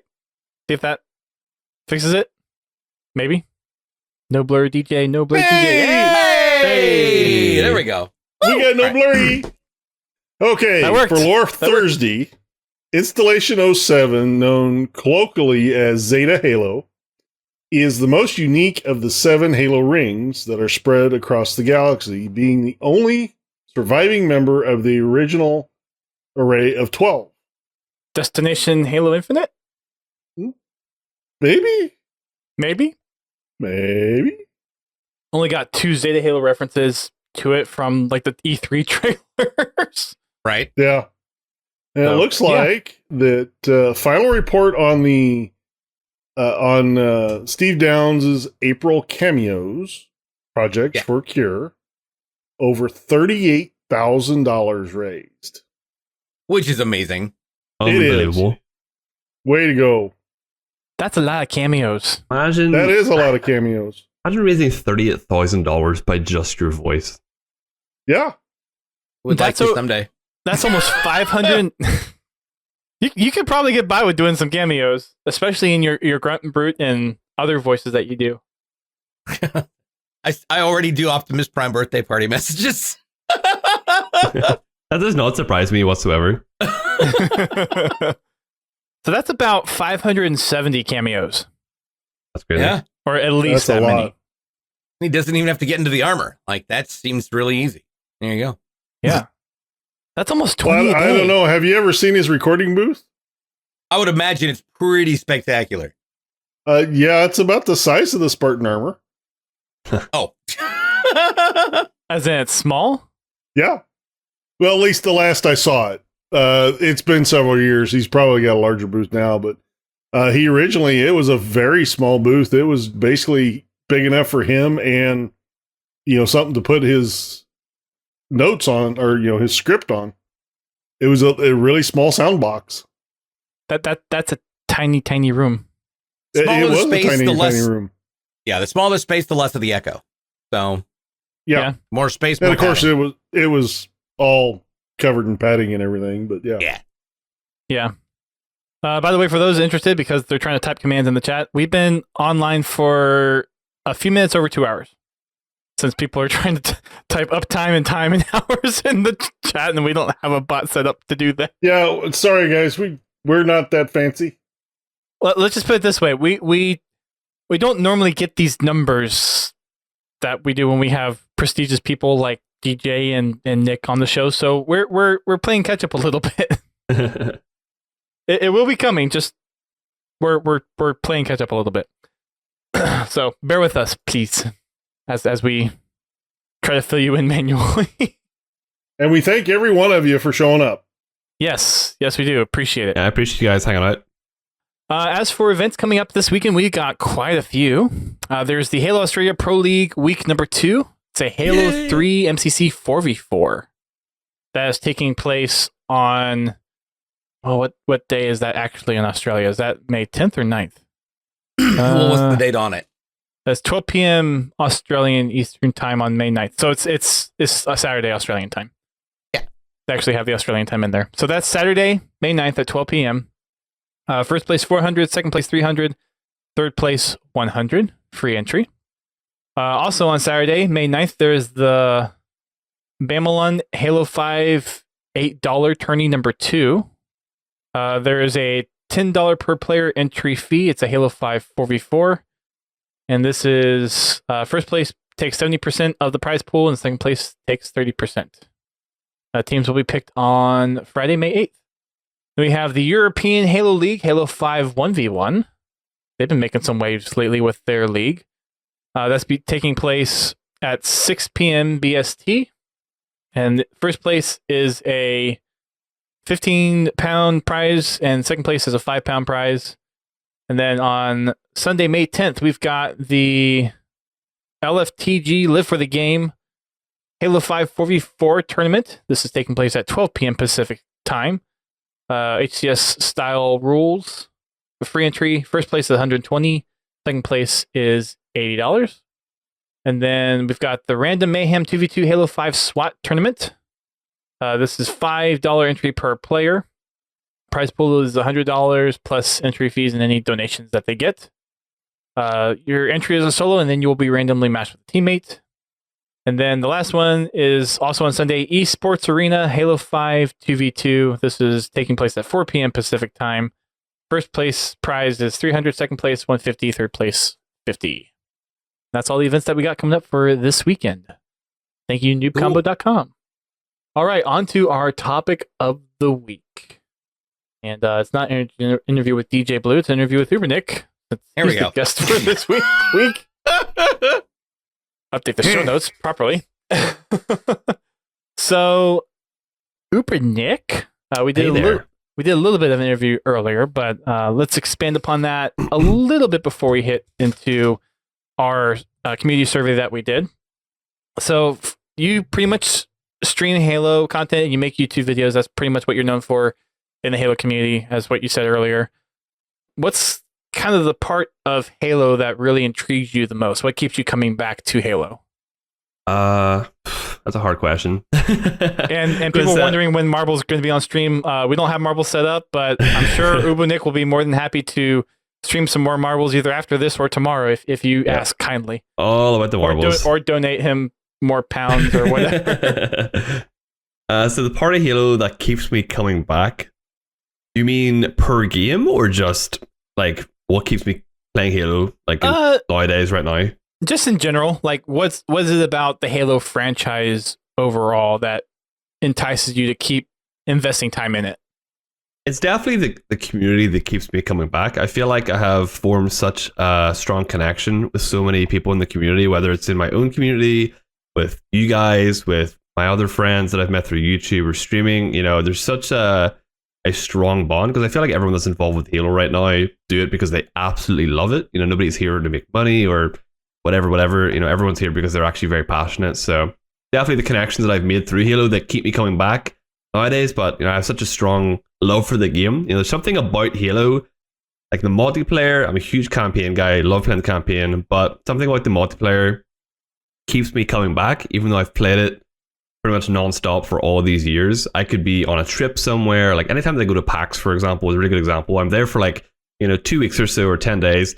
And after like 8 days or so, I get like an itch in the back of my head. I'm like, I really want to play some Halo. Like, I don't know why. Like, I literally play Halo non-stop. It's all I ever do. But I'm like, I just want to sit down on my Xbox and play some Halo. So there's just something about Halo that I just can't get away from. It's just always that game that I'm always just thinking about or wanting to play or do something with. So making videos and, you know, streaming is just the perfect combination for me. And there's always notoriously one of us at these events who's brought our Xbox or a portable gaming rig so that we have at least an outlet. There's some way. If you want to play Halo, you'll find a way. Always. It's not an addiction, right? It's not an addiction. No. I just really, really like it more than everything else. It's called determination. Called priorities, my friend. Well, if the Xbox streaming ever like stabilizes to a good point on mobile, then it's like you don't even need to bring a console anymore. You just bring a controller and hook it up to your phone. Very true. There you go. Hopefully one day. I don't know if like when it'll get there. It's still not quite there for me, but with the games being on PC, all you need is a semi decent laptop as well, and you'll have, you know, Halo wherever you go nowadays, which is awesome. Yeah, so. Yeah, that's true. I'm waiting to put some money in towards a gaming laptop. There's some other stuff that we're spending money on, like house projects and other things, before I invest more money into a gaming laptop. But one of these days I'll have a new one. Although, when it comes to gaming laptops, make sure that you remember to bring a mouse, because you will never become more frustrated in life than trying to use a trackpad while gaming on a PC, while gaming on a laptop. That is a quick way to realize I'm a terrible human being and I deserve to be destroyed in this game. So, right. So a little funny story on that. I think the first time I actually played SPV3 when Masters was kind of doing his tour of like taking it to PAX and stuff like that, the laptop that he brought with it, I don't think he had a mouse with it. I think it was a Mac, and we were using the trackpad just to look around. Oof. Can't really play, but you can look at everything. It's real pretty. So, yeah, but he quickly, I think, broke out a controller and it's like, here, let me plug this in real quick. Or I think he was like, he couldn't find a controller and someone finally found one and we used that or something like that. But yeah, that was kind of one of those things. It's like, oh, you had I thought the first time I played it was like on a trackpad or something. Like maybe you didn't have it like, because it wasn't like in your room, it was in like a hotel lobby or something, but whatever. For some reason, I remember my first experience in SPV3, I was using a trackpad. I don't know why, but yes, DJ, I agree with you. Using a trackpad for first-person shooter, not the way to go. Yep. A mouse lives in my bag with my laptop. Yep. Whenever I travel, I I'm not big on the Elite controllers, but since the community graciously gifted this to me as a Christmas present one year, I will put this in my backpack and carry it with me. Aw, that's cool. Yeah. Blue M Cat, I think, and someone else kind of orchestrated putting this together, and I think GT was involved with it, and they got 343 to put a little care package together for me, so it was very thoughtful. So Cool. yeah. Let's see. We'll round robin questions. DJ, you want to take the next question? Sure. So, of all of your adventures in the world of Halo and YouTube, what would you say is probably your highest moment? And then what is your most hilarious moment? Through like stuff that's happened through Halo. Yeah, with regards like Halo on your YouTube channel. My highest moment, can it be like in real life? Can it be a real life moment? Okay, so my highest moment has got to be Halo Outpost, for sure. No doubt about it. I'm not just saying that, by the way. Halo Outpost was such a surreal experience. Like, you know, I'd seen all this stuff and I was like, I'm really excited to go. And I got there and it was just the most crazy thing I've ever been to. Because just everywhere you look, you see Halo. Every person you look at is a massive Halo fan. On top of that, there's people there that actually watched my content and they would come up to me and they would say, what's up? And that was the most like humbling, just like crazy experience. I've never experienced anything like that before in my life. So Halo Outpost, by far, like nothing compares. Halo Outpost is just the tip top right now for me. I'll be honest, I had so much fun watching especially when we did the content creators, the special guests run through. It was so neat watching you all the next day or later on that day once Gen Pop came in, seeing so many of the fans just approach you all. And it happened with multiple different people throughout different shows. I remember kids coming up and asking me, hey, do you think it'd be okay if we went over and talked to Hidden Xperia? Do you think it'd be okay if we talked to these people? And I was like, this is what our content creators deserve. And I think it's amazing and it's awesome that they found you and that you were at least able to meet so many more people in real life for that.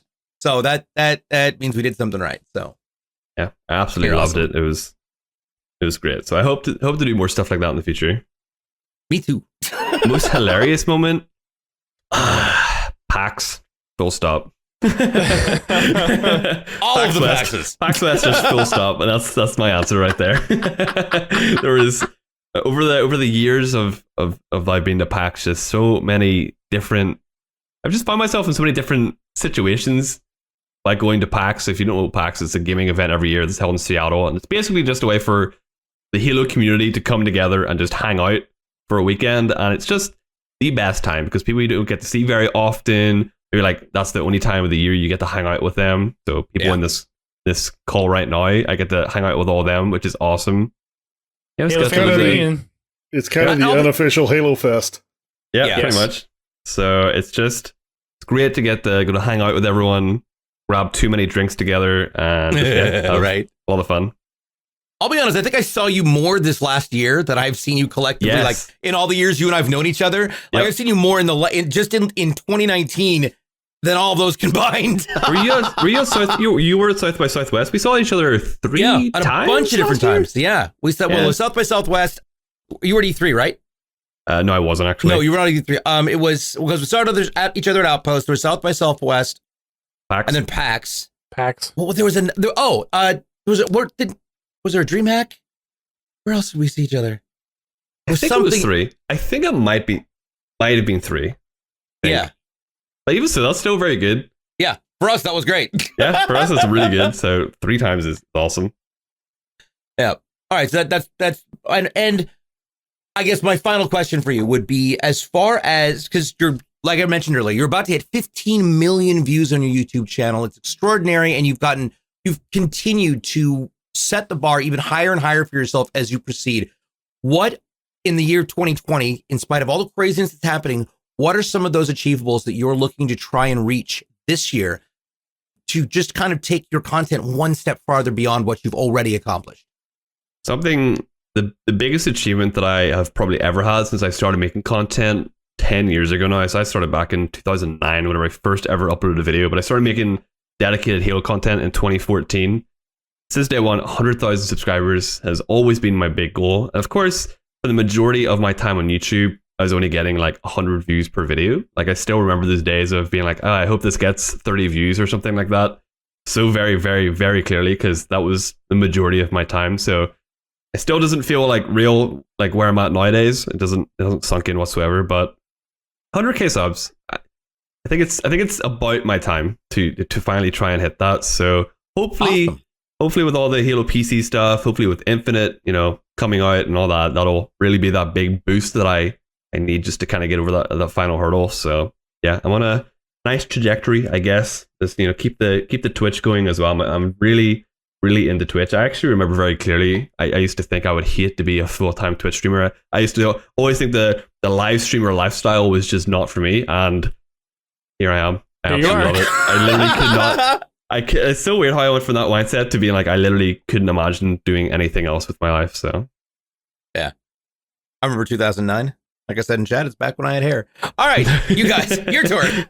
a single tear rolls down your face. That panda. Oh, geez. 2009, I was barely getting into the Halo community at that point. My big attendees there were MLG. Hit MLG Dallas from 2008 to 2011 every year. So, yeah. GT, question from you. What made you decide to start YouTube? To start YouTube, so I guess back, let's see, 2009, a long time ago. I guess, I was in high school with my buddies, and back then, montages and all those like kind of flashy gameplay moments was like kind of coming up on YouTube. So all my friends in high school, we would go home every night, watch all these amazing montages, Halo montages, Call of Duty montages, all these crazy, crazy awesome gameplays that people would post. And we were like, we could do this. Like, this is something that I think we could do. Of course, we were all terrible at the game. We were awful, but you're like 15 years old, you're super overconfident. So we all decided that we wanted to start doing YouTube and make these montages. I wanted to just make montages, no commentary, didn't care to like put my personality out there, just straight gameplay stuff. So it was kind of a hard setup because at that time I had like a big chunky TV and an Xbox. That's all I had. I didn't have good internet, didn't have a laptop, didn't have a capture device. So it was probably like over the course of 8 months or so. So like Christmas, birthdays, begging my parents to help me out. I got the internet upgraded in the house. That was the first thing because we were still on dial-up internet. I was like, we need to get fiber. Like I can't upload videos on this terrible internet. So I got fiber internet installed just to do YouTube. That was like my reasoning to my parents, and I begged them for months, and they finally got it. Then it came to my birthday. I got a laptop for my birthday. I was like, I need a laptop, please. I need a laptop so badly. So they got me a laptop. So shout out to my parents. My parents are the most supportive people like ever. They, I think the biggest thing about doing YouTube, and if you want to kind of pursue it on a more professional way, you need to have like a really supportive backbone, because if you're going to say to like a parent or something, if you're younger, I want to make videos and I want to try and do this as a full-time thing, most parents will be like, you're insane, go to school, get a job, what are you thinking? My parents wasn't like super smooth, but they never ever tried to make me stop. They were never like, no, stop what you're doing, focus on real life, and put all this gaming stuff away. They just let me always go for it. They always were very supportive. So I'm very, very thankful for my parents, because they were always kind of like right there behind me. And my sister's like my biggest fan. My sister says to all her friends, my brother's a YouTuber, and then they takes her phone and like subscribes to me, or on their phone, on her friend's phone who's no interest in Halo. So I have a very, very supportive structure around me. That's But great. then Christmas came around, and I needed to get a capture card to record my gameplay. So I got one called an HD PVR, which these days is a relic, but back then it was like HD 60 FPS, like 720p 60 FPS, and I was like, great quality. I was like, awesome, ready to go. First year on YouTube, I gained like 60 subscribers in my first year on YouTube, and I was like, awesome. By that stage, though, all of my friends had fallen off. They had stopped doing YouTube because they didn't see that immediate growth, so they had all fallen off, and then I just kept going with my no views. But something about it was just like, it was addictive. Like making a video and uploading it, even if nobody watched it, just that whole process for me was just, I just loved it. Like it was like unlike anything else. I just knew that I absolutely adored doing that. So kept making content. 2014 came around, I started making Halo content.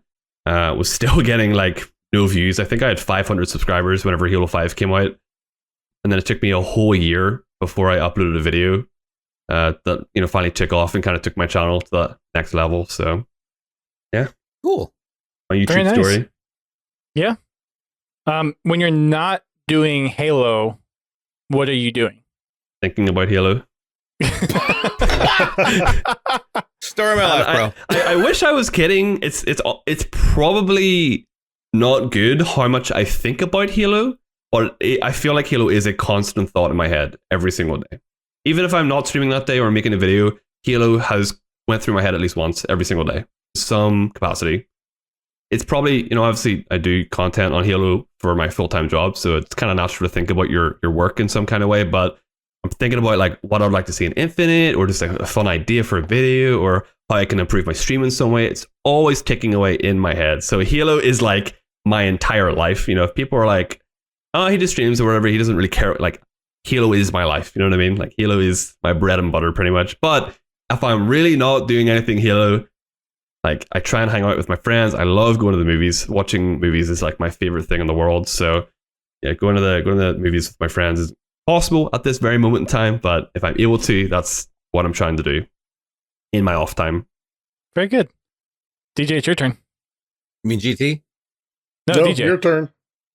Oh, it's back to me now. Yeah. Yes. Oh, round robin questions. All right. Yes. There we go. So my next question is, because obviously Halo's your favorite game, what would you say fits right in for your second favorite game or game franchise, and why? So I actually got asked this question yesterday, and I struggled so hard to think of an answer because I feel like so many different games fit into the second category, because Halo is so compounded at number one for like, Oh yeah, there's so many reasons you can't even list them. 100% agree. But number two, like, you can't even, like, if someone asks you why do you like Halo, you're like, I don't know why I like Halo. You know what I mean? It's just Halo. Kinda, Right. It's just natural. Yeah, like, I just like Halo. That's just what the answer is. But number two, I am really into my RPGs. Really love my role-playing games. Growing up, I was all about them. But Pokemon franchise has to be number two. I absolutely adored my Pokemon growing up. I feel like Pokemon really kind of shaped me as a person when I was a kid. If every picture of me whenever I was younger is me holding a Game Boy playing Pokemon in some capacity. Like, literally right next to me, I have like replicas of all the original gym badges from Pokemon. So a big Pokemon guy. Very nice. Yeah, all about that. And then obviously like Elder Scrolls, Fallout, all those kind of games I'm super big into as well. So I love them. Yep, Pokemon's up there for me too. Now it's GT's turn. Shit, I don't know how I'm going to top the YouTube question. Do you have a preferred multiplayer when it comes to Halo? I feel like I enjoy every Halo game for like a different reason. Like, every game has an aspect to it that I prefer over other Halo games. But Halo 3 would probably be my number one, just because of how much chaos happens in Halo 3. If you if you have a Warthog flying towards you at full speed, you have a gravity hammer, you smack it, it'll fly away from you and hit like an enemy or a teammate, whatever. That only happens in Halo 3, or someone shoots a rocket at you, you can steer it away with your gravity. Like that, those moments to me is what Halo is. That's what makes Halo. Just those super rare, lucky 1 in a million opportunity chances that only happens in Halo. That's what it is for me. Next up though has got to be Halo 5. Halo 5 is probably my most played Halo multiplayer. I think I have 85 days in Halo 5 multiplayer or something like that. So I'm like max rank 152 in Halo 5. I've done all the good stuff. So being around the block with Halo 5 multiplayer. But Halo 3, every time I jump on it, I just have a blast. It just, it is the Halo experience to me. Very nice. Let's see. For the time that you've been doing Halo and streaming stuff, what's really kind of been your focus in the game aspect? Has it been mostly the multiplayer, or has the campaign kind of really enticed you as well? So whenever I started making content back in 2014, I focused on Halo 4. So I've been pretty much just a multiplayer guy for most of my Halo content. Obviously, there is a big space for campaign stuff. Obviously, the people that do lore have seen great success. But for me, I've just enjoyed the multiplayer, doing like wacky challenges. For example, the stuff that really brought my channel up was doing Warzone Halo 5 challenges. So I would like pretend to be a character in the Halo universe. Like I did a Noble Team series where I would pretend to be like Carter or George or someone like that. And I would use their weapon loadout in Warzone. And that series really took my channel up because, you know, it was kind of cool to pretend to be that certain character and see how they would fare in Halo 5 Warzone. But I kind of took a notion back in 2018 that I wanted to be more than just that multiplayer guy in the Halo YouTube scene. I didn't want to just be in that one box. So I did a full series where I would stream all the Halo games on Legendary. I would do them all, well, each game, I would do one every single week, every Sunday. So from CE up to 5, I would do them all in one sitting. So I think Combat Evolved took me 14 hours in one sitting to beat on Legendary and over 300 deaths. So I did that, and then I put it down into like a compilation video. So all my best and worst moments from my Combat Evolved Legendary playthrough, I uploaded that. Did the same with Halo 2. My Halo 2 one, I think, has like 150,000 views or something like that because so much crazy stuff happened. Halo 2 took me 12 hours, so it was a rough time. But once I did that, I kind of eased myself into more campaign content. So now I think my content is kind of more diverse. I still mostly focus on multiplayer, but you know, for sure, whenever Infinite comes out, I'll be all over the campaign. You know, doing a full playthrough on my YouTube, doing whatever guides I can here and there in the campaign. So you know, every aspect of Halo, I'm super into when it comes to content. Very nice. And kind of to expand on that, what's kind of the one thing, or I guess a couple of things that might be grouped together outside of the games that you find most interesting? Outside of the games that I find most interesting regarding Halo? Yeah. If there is anything that kind of sticks out. I think the live actions... Oh, so HCS. I think the esports side of Halo is super, super interesting. I actually have attended quite a few HCS events over the years, mostly the ones in, you know, the London, the UK, because they're way more, you know, accessible to me instead of traveling all the way to America. So I try and go to every UK HCS event that takes place. I actually went to one last June. It was a Halo 3 event, and I actually competed with my friends. We made a team. We paid for the entry pass, made a team, and absolutely stomped. We got destroyed. Wasn't even. It was ridiculous, but somehow we made it on the main stage. So our games were being casted by Sims and all the, you know, casters, and we were just there, having no idea what's going on against a full competitive squad who had like practiced for this, all the call outs, and we were like, he's over there, kill him. Oh, I died. He's on me. But we just had a blast. Like we knew we were gonna get stomped, but like competitive Halo is something I'm really, really into. I'm not really a competitive player. I think I'm pretty good, but I'm not into like the whole HCS play style, I guess. But I love watching it. I love trying to get involved with HCS where I can. I'm in the grassroots program as well, which is like a partnership program with Halo. So that was very nice to be asked to be part of the initial wave of content creators with that. But yeah, HCS is awesome. But I love all like the mini series and stuff, like Nightfall, for example. I think it was okay. You know, Nightfall was all right. Forward Unto Dawn, that was the other one, right? Yep. If I'm not mistaken. Yes. I thought Forward Unto Dawn was awesome. I thought that was the coolest thing ever. So slick. The one like redeeming factor, like the big redeeming factor for Nightfall for me was a lot of it was filmed in Belfast, which is the capital city in Northern Ireland. So a scene near the beginning of that, there's like an elite that gets killed or he jumps off like a tall building or whatever. That's actually in the Titanic Quarter in Belfast. So I've been there numerous times, and every time I am near that building or go inside, I'm like, an elite has fallen down and died here, like in a Halo show. It's like, it's really like, because I'm the only person one of the only people that will probably like know that and like think that when they were there. But I'm like, it's badass. Like I'm a huge Halo fan, so an elite has literally fallen and died on this floor where I'm standing right now, and it's just like one of those little funny things. I'm just, all I can see is Nick walking over while there's just regular run of the mill everyday business happening, and he's like, moment of silence. Elite has died here, and everybody just looking, going, what the hell are you going on about? Pretty much, yeah. Right? He's just standing over there, having a moment. Yep, pretty much. But yeah, I love. Yep. If it's Halo related, I'm gonna enjoy it in some way. So the books are kind of like that next hill that I need to climb and get over. Yes, so audiobooks I think are going to be my helping hand with that. So gonna get into that for sure. When did you start Halo? Like getting involved with it? Content wise, 2014. No, like just interest wise. 2008. Yeah. Okay, so you 3. Okay, so you weren't quite there for like the I Love Bees or the No, in person like going place ARG. no, I was not. Yeah. Sadly. I would love to see them do something like that for Infinite. I don't know if it's going to happen with the whole like COVID stuff, but I would love to see a promotional campaign do something like what they did with the Iris campaign in for Halo 3 and I Love Bees for Halo 2 and that kind of stuff. I think it'd be so cool. Yeah. Hopefully they can work something out. So I have one final question for my list of things that I've always wanted that I figured would be good for people to know. So given your success with, you're working your way towards 100,000 subscribers on YouTube with almost 15 million views. You've got over 20,000 followers on Twitch. You've established yourself as a YouTube content creator, just as a content creator full-time in general.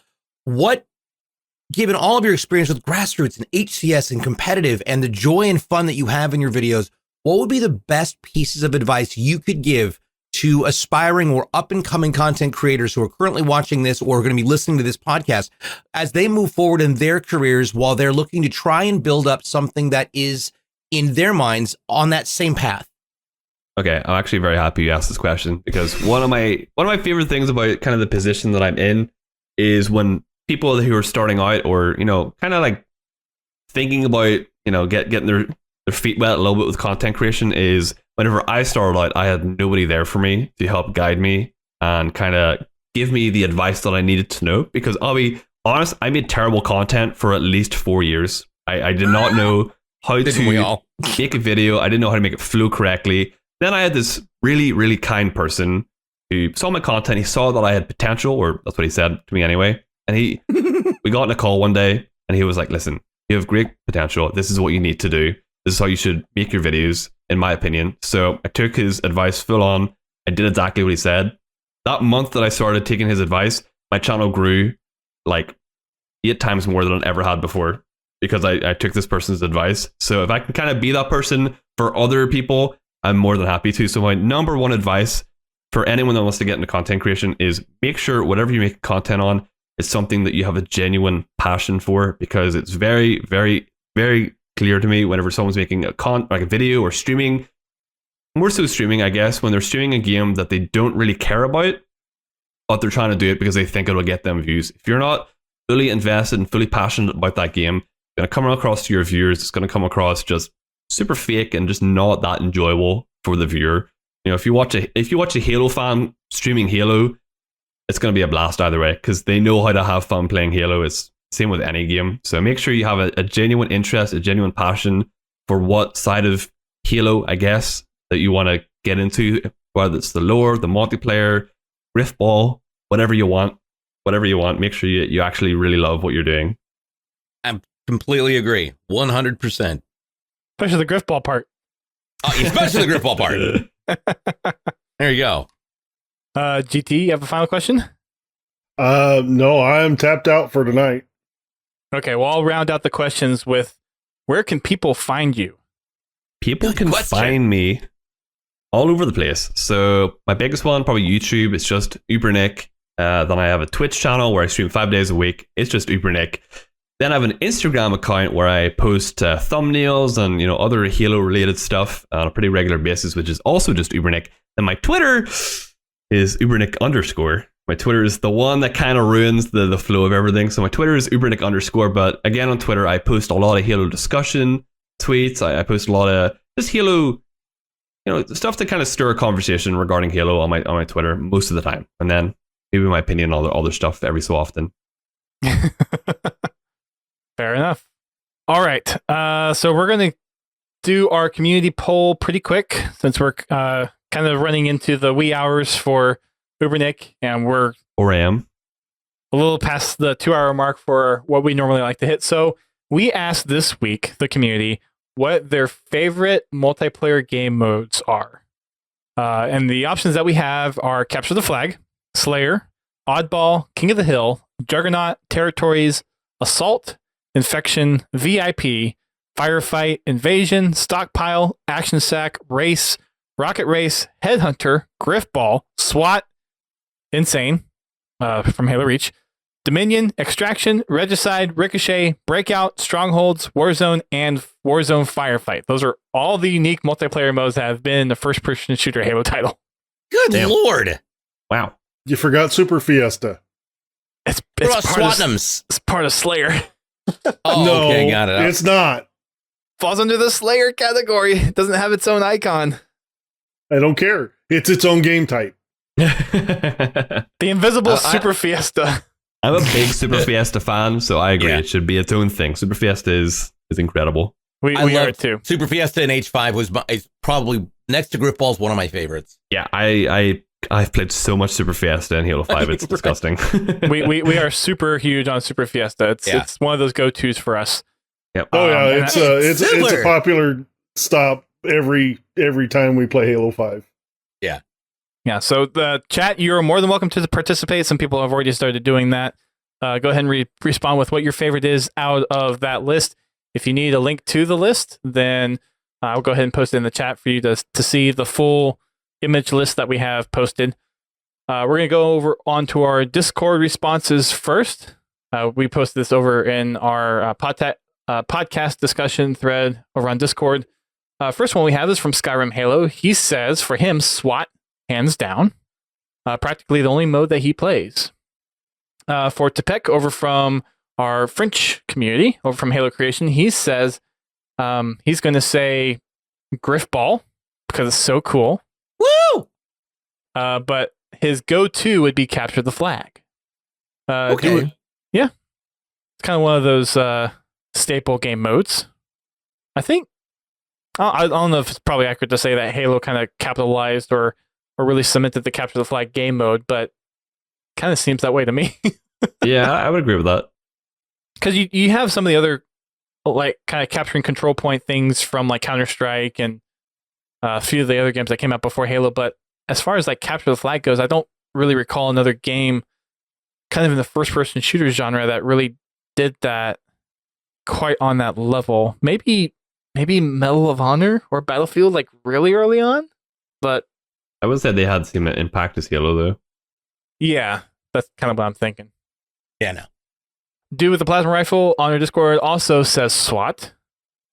Flo says King of the Hill for him. SWAT being a close one. For Pins Halo, he's also going to go with SWAT. For Fuchs, he's going to say a lot of the Halo 4 game modes for him. Dominion, Extraction, and Regicide are the ones that stick out for him. Confel also says SWAT. Misa Red says Griffball. Yeah. Austin Wee Brink says Slayer. And Bobby for him is Warzone. Okay. Warzone There we go. is a unique experience in Halo 5. I'd like to Yes, it see is. kind of where it evolves or where it could possibly evolve in Halo Infinite. Just never forget that it's not over yet, Spartans. You can still take the enemy core. I think I just had PTSD. The source of I nightmares. flinched a little bit. It's not over yet. Every time I hear it's not over yet, Spartans, the hell it's not. Just let them It's take over. it already. It's over. If I hear that, it's over. just end it. Just end us, Just let please. them have it already. Please. End my suffering. Yeah, exactly. Let's take a couple from the chat. We have Naruto. He says SWAT. Skyrim Halo. He also said SWAT, but you said SWAT in the Discord before. Bobby, you said Warzone in the Discord, so I'm going to stick with that one. Anyone else in here? Let's see. Mr. Fayez says Griffball. Yeah. Chalking another one up to Griffball over there. Let's see. Master says Halo 4 football. Which is Griffball. Yeah, it was pretty much Griffball. But that was a cool little like yeah. March He's not like, no, it March wasn't. Madness. Yeah, the Super Bowl thing that they did. Mhm. Yeah. I was like- miss the helmets, man. Yeah. Those are the Let's go. best thing about H4. I always want my Griffball or Ricochet helmet. Like that's all I ever had on in Halo 4, and I miss it in Halo 5. And yeah, it's sad. Bobby said he said he started with Warzone but changed to CTF, so I guess chalk went up to CTF there. Anyone else in the chat want to chime in on something? Master says Ricochet. Also, so I guess he meant Ricochet over Griffball, but that's still close to Griffball. Yeah, and no Pro hammers. Griffball was actually professional Griffball was actually played in the Ricochet game type and built out on the Ricochet game type because we had because of the way the physics worked with the ball and the hammers. Right. Mhm. Yep. Armor says Warzone for him. Yep. Well, wouldn't it be Ricochet was built off the Griffball game type? Yes, I mean it was designed off the Griffball game type because of the way that the way that you had to interact with it and the throwing. The ball throws were actually a lot easier to accomplish in the Ricochet game type because it had a slightly different physics element than it really did in Griffball, and so that's what we used for competitive Griffball in H4 was the Ricochet game type with all of the extras pulled off. So, right. Yep. Over on the Twitter, we have a few responses as well. Big Gray Donut. He says for him it's going to be the classic CTF on Blood Gulch. oh, I missed that map. I have very fond memories of LAN parties in college where it was 3 and 4 hour games of Capture the Flag on Blood Gulch with heavy vehicles. Damn. Some of the best Halo moments. Ultimate slaughter. Some of the best ones. B Train says he's going to stick with Griffball. There you go. DJ, another one for Griffball. Oh yeah, Griff. That's B too. I'll be. Yeah. Joey Padilla, he didn't choose one, but he said Capture the Flag, Oddball, King of the Hill, Territories, Action Sack, SWAT, Breakout, Strongholds. So I guess pick one of those for him. Me Gustav says for him it's going to be SWAT, Ricochet, Capture the Flag, and Slayer. And then for Haas, he says CTF and Halo 2 Bomb will forever be his favorites. I think we got quite the Griffball crowd in Yep. Yeah. in the Can I responses. say, nothing says DJ like balls, hammers, and swords. I'm glad I finished that sentence. Yes. You What? I inspire people to beat things to death with a hammer and a sword. Lots of death. That's why my team is always the Respawn All-Stars. either smash it or slash it. Smash it, slash it, or grab it. Let's go. There you go. Wait, what?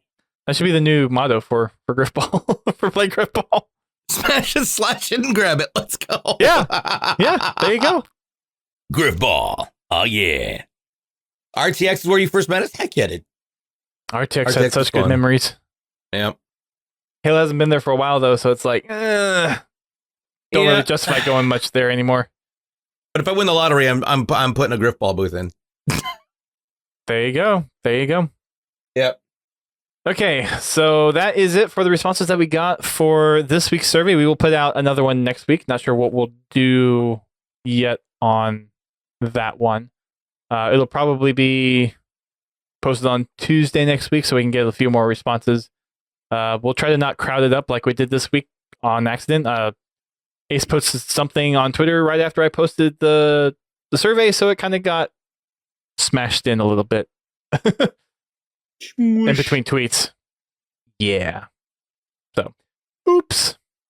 Last thing we have to do, UberNick, you can kind of sit this one out for a little bit if you want to, but this is something that Installation 00 did. I think you were a part of this. The kind of what is Halo to you? I actually wasn't part of that, or a lot of the you weren't. YouTubers were. Yeah, Oh, well, okay, now you can be a part of it because we're doing the podcast Sweet. version of it. back in. What the heck? What the heck? Yeah. So, so what we're going to be doing is we're going to kind of end this podcast with this question, and I'm going to, I've gotten a few other podcasts to actually come together with this, and we're going to do a little mashup, kind of how Installation 00 did it with some of the YouTubers. So this is what makes Halo Halo, and this is for you personally. And it doesn't have to be anything specific. It's kind of a general, wide open question. But when you think of the question, what makes Halo Halo? What does that mean to you? And UberNick, since you didn't get to actually participate in the YouTube version of that, Why don't you go ahead and kick things off? What makes Halo Halo to me is playing a game of Halo 3 Big Team Battle and winning the game 100 points to 99 and just celebrating with your teammates. You've just won the lottery. To me, like, that feeling is just the definition of Halo to me. Clutching up with your buddies, having a blast. Yeah, definitely those like clinch moments of being able to just like, it's that rush. That sigh of, like, that rush, and then that sigh of relief when you get the last kill and you're like, we did it. It's over. Yep. It's like, okay, get a quick breather and on to the next one. Yep, pretty much, yeah. Very nice. DJ, what about you? And it doesn't have to be short form, it can be long form too if you have a lot to say. Well, are we talking specifically about in-game moments or just, metaphorically speaking? Whatever you want to interpret the question as. What and the question again is, what makes Halo Halo? For me, I think what makes Halo Halo is that transcendent opportunity to engage in a storyline that really truly pits you against a force of nature that is inherently stronger and more capable and violently opposed to your existence, and the struggle and the journey and the adventure that you have in order to potentially risk sacrificing everything and saving everyone and saving as many as you can in the end. And I think that's one of the reasons why I got it. It has always resonated with me. It's that struggle. It's that continuous push, one foot in front of the other, no matter what is coming at you, in order to reach your end goal. And it speaks to a lot of different elements in life in the way that we approach things, and being able to share that adventure in multiplayer with your friends and with your teammates, and take an opportunity to really beat this game in various different ways together as a whole and work as a team. For me, that has always been what makes Halo Halo. And it's something that I've found is unique. It's a unique experience in spite of it being an element in multiple other games. It's a unique experience that just, for me, is why Halo will always be that number one on the rung. Like, it always. Your answer was way better than mine. It's a good answer. Yeah. I hadn't really thought about it that way, but you're totally right. Definitely makes you want to kind of push on to really do things and make sure that you can actually get to where you're going and really enjoy it with other people that share the same kind of passion. Well, and being able to look at your friend when you see them for the first time physically at an event like RTX or PAX or E3, and going, hey, we saved humanity together, and we did it on Legendary, all skulls on, and we busted our butts for 2 months, and we together revived each other more times than we could count, but still managed to dominate and walk away with a win. So there we go. That's cool. Yeah. GT. DJ taking it way too deep. I don't know if I can follow that. I'm glad I went first. I mean, honestly, to me, what makes Halo Halo is the story. It's this, like DJ said, this epic battle. Whether you're playing it on easy or you're playing it on mythic, you have this immersive story that drives you to continue. That's what got me into Halo, and that's what keeps me in Halo. Always. Story is so awesome. And then for me, I'm going to say what makes Halo Halo is the community. There hasn't been a point in my life when I've been a part of the Halo community where I've really not felt like I could contribute, or not felt like I could like interact with somebody and really just kind of see how complex, how deep, and how broad Halo is to so many people. Like there's not another game franchise I can think of that really has the complex community that Halo does. And it's so awesome to see that there's so many different ways that you can get involved with Halo, whether it's you want to actually live in the world, so you cosplay, you want to learn more about the universe itself, so you read the books, you read the comics, you want to actually build experiences for people to play in multiplayer, so you forge. There's just so many different ways for people to get involved with Halo, and the game is the foundation of all that. I don't think there's another game that has built such a foundation or an IP that is that extensive, that broad. How many different mediums is Halo in? You have clothing lines, you have action figures, you have DVDs, you have books, you have Mega Blocks. Yeah, you have the construction sets, you have all the like the extra lore pieces from all the promotional stuff, like the I Love Bees and the Iris campaign. Like You have physical event tours, like Yeah. Outpost Discovery. you have competitive events like MLG, and like how many different formats can you absorb Halo in some form or fashion? And what other game does that? Right? I don't think there's another game, and the community that builds up around it is so receptive and core to that. And it's just so cool to see that when communities decide to put their differences aside and appreciate their differences and come together and really support the different facets of the community, that's the really cool part. That's the thing that really excites me to keep investing time and putting time into things like this podcast, into things like the Halo Hub, to eventually put things into making my Virtual Bot whenever I get around to doing that, to having people like DJ on being a co-host now on Podtacular, having people like UberNick and Real Life Spartan and Masters and Halo Cannon and Grim Brother One and so many other personalities and people on the podcast that come from so many different walks of Halo life. Like that is so cool to me. And I'll get off my soapbox now. But that to There me we is go. what Halo is about, is the community. Like how many different experiences there are, and trying to, probably more than I should, appreciate and be invested in all those different communities and really see how people express Halo in their own way. So, any final thoughts before we wrap things up? The only thing I'm thinking about is my bed that's right over there.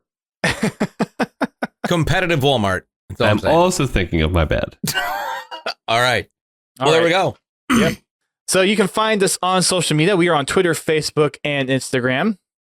Just search for Podtacular. You can also watch our live streams every Thursday night. We have our podcast at 8:30 p.m. Eastern Time. And no, Airbnb, we do not have Moose Space or Moose Sape, as you typed it out. We have Mixer, Twitch, and YouTube. Again, Thursday, 8:30 for the podcast. That's Eastern Time. That's 5:30 p.m. Pacific Time. That's 1:30 a.m. UK time. And DJ, what's the Australian time? What? Wait, where? 8:30 p.m. is noon. Yeah, that's 12:30 on Western Australia time. So 2:30 or 3:30 AEST. Okay. Yeah. So it's 6 hours and 8 hours. Okay, got it. Yeah. Fraggin' Fridays at the same time. That's on Friday at 8:30 p.m. Eastern time. We make a poll in our Discord server for what game we play. So the options are usually either Halo 5 or MCC on Xbox or MCC on PC. And we'll pick whichever one is the poll winner. And then we have Achieving Halo, which is where I do achievement streams every Sunday. That's at 10 p.m. Eastern time, so an hour and a half later. And we're currently on MCC trying to pick up some of the leftover Reach achievements I haven't got yet. Ooh. Yeah. You can interact with us on Discord, in our Spartan Company, and in our Xbox Club. For our Xbox Club, if you post screenshots or clips there, we will use those in our Tales from the Foxhole segment at the beginning of the show. So if you have some fun clips to share or screenshots, feel free to share them with our club. You can find the podcast on iTunes, Spotify, Google, TuneIn, and all the other kind of major podcast services. If there is someplace we are not, please let us know so we can get on there so you can listen to the show. And then you can also support the community through Patreon. We have a few tiers over there with things like access to show notes, access to polls on proposing topics to discuss on the show. After a while, for our high tiers, you can actually be a guest on the show, get some Podtacular merch, access to VODs for like this stream. I know there's people kind of probably going through some financial times with coronavirus, so obviously if it's not something that you can do right now, no worries. But at some point, if you want to help out the podcast, that is one way to contribute. We also have a PayPal donation that you can use as well.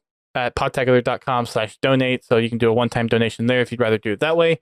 And then we also have an Amazon affiliate link. So if you shop on Amazon regularly, which probably a lot of people are living from home, once you fill your cart, head on over to podtacular.com/Amazon, and then that will kind of link our affiliate account to your order.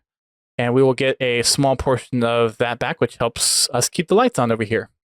And then finally, check out the Halo Hub. It is a Discord server where we pull some community content every once in a while. If you are a fan of community content, or if you actually make content yourself, then it's a place for you to share some content. And expect some big changes from the Halo Hub coming pretty soon. That's all I will say. Thank you everyone for tuning in for the live stream. Thank you for all of UberNick's fans for coming over here and supporting him over here. The love over here is amazing. Really appreciate it. Hopefully we can catch you guys on when we're not conflicting our streaming schedules. We hope to have Nick back on in the future when we have a little more Halo to talk about. Yes, I'd love to. And that'll be it for the show. So thanks everybody for tuning in. We will catch you all either tomorrow for game night, Sunday for achievements, or if not, right back here on Twitch, Mixer, and YouTube for our podcast next week for episode 734 with maybe another guest. Tune in next week to find out. Until then, keep on fragging trucks. Bye. Bye, everybody.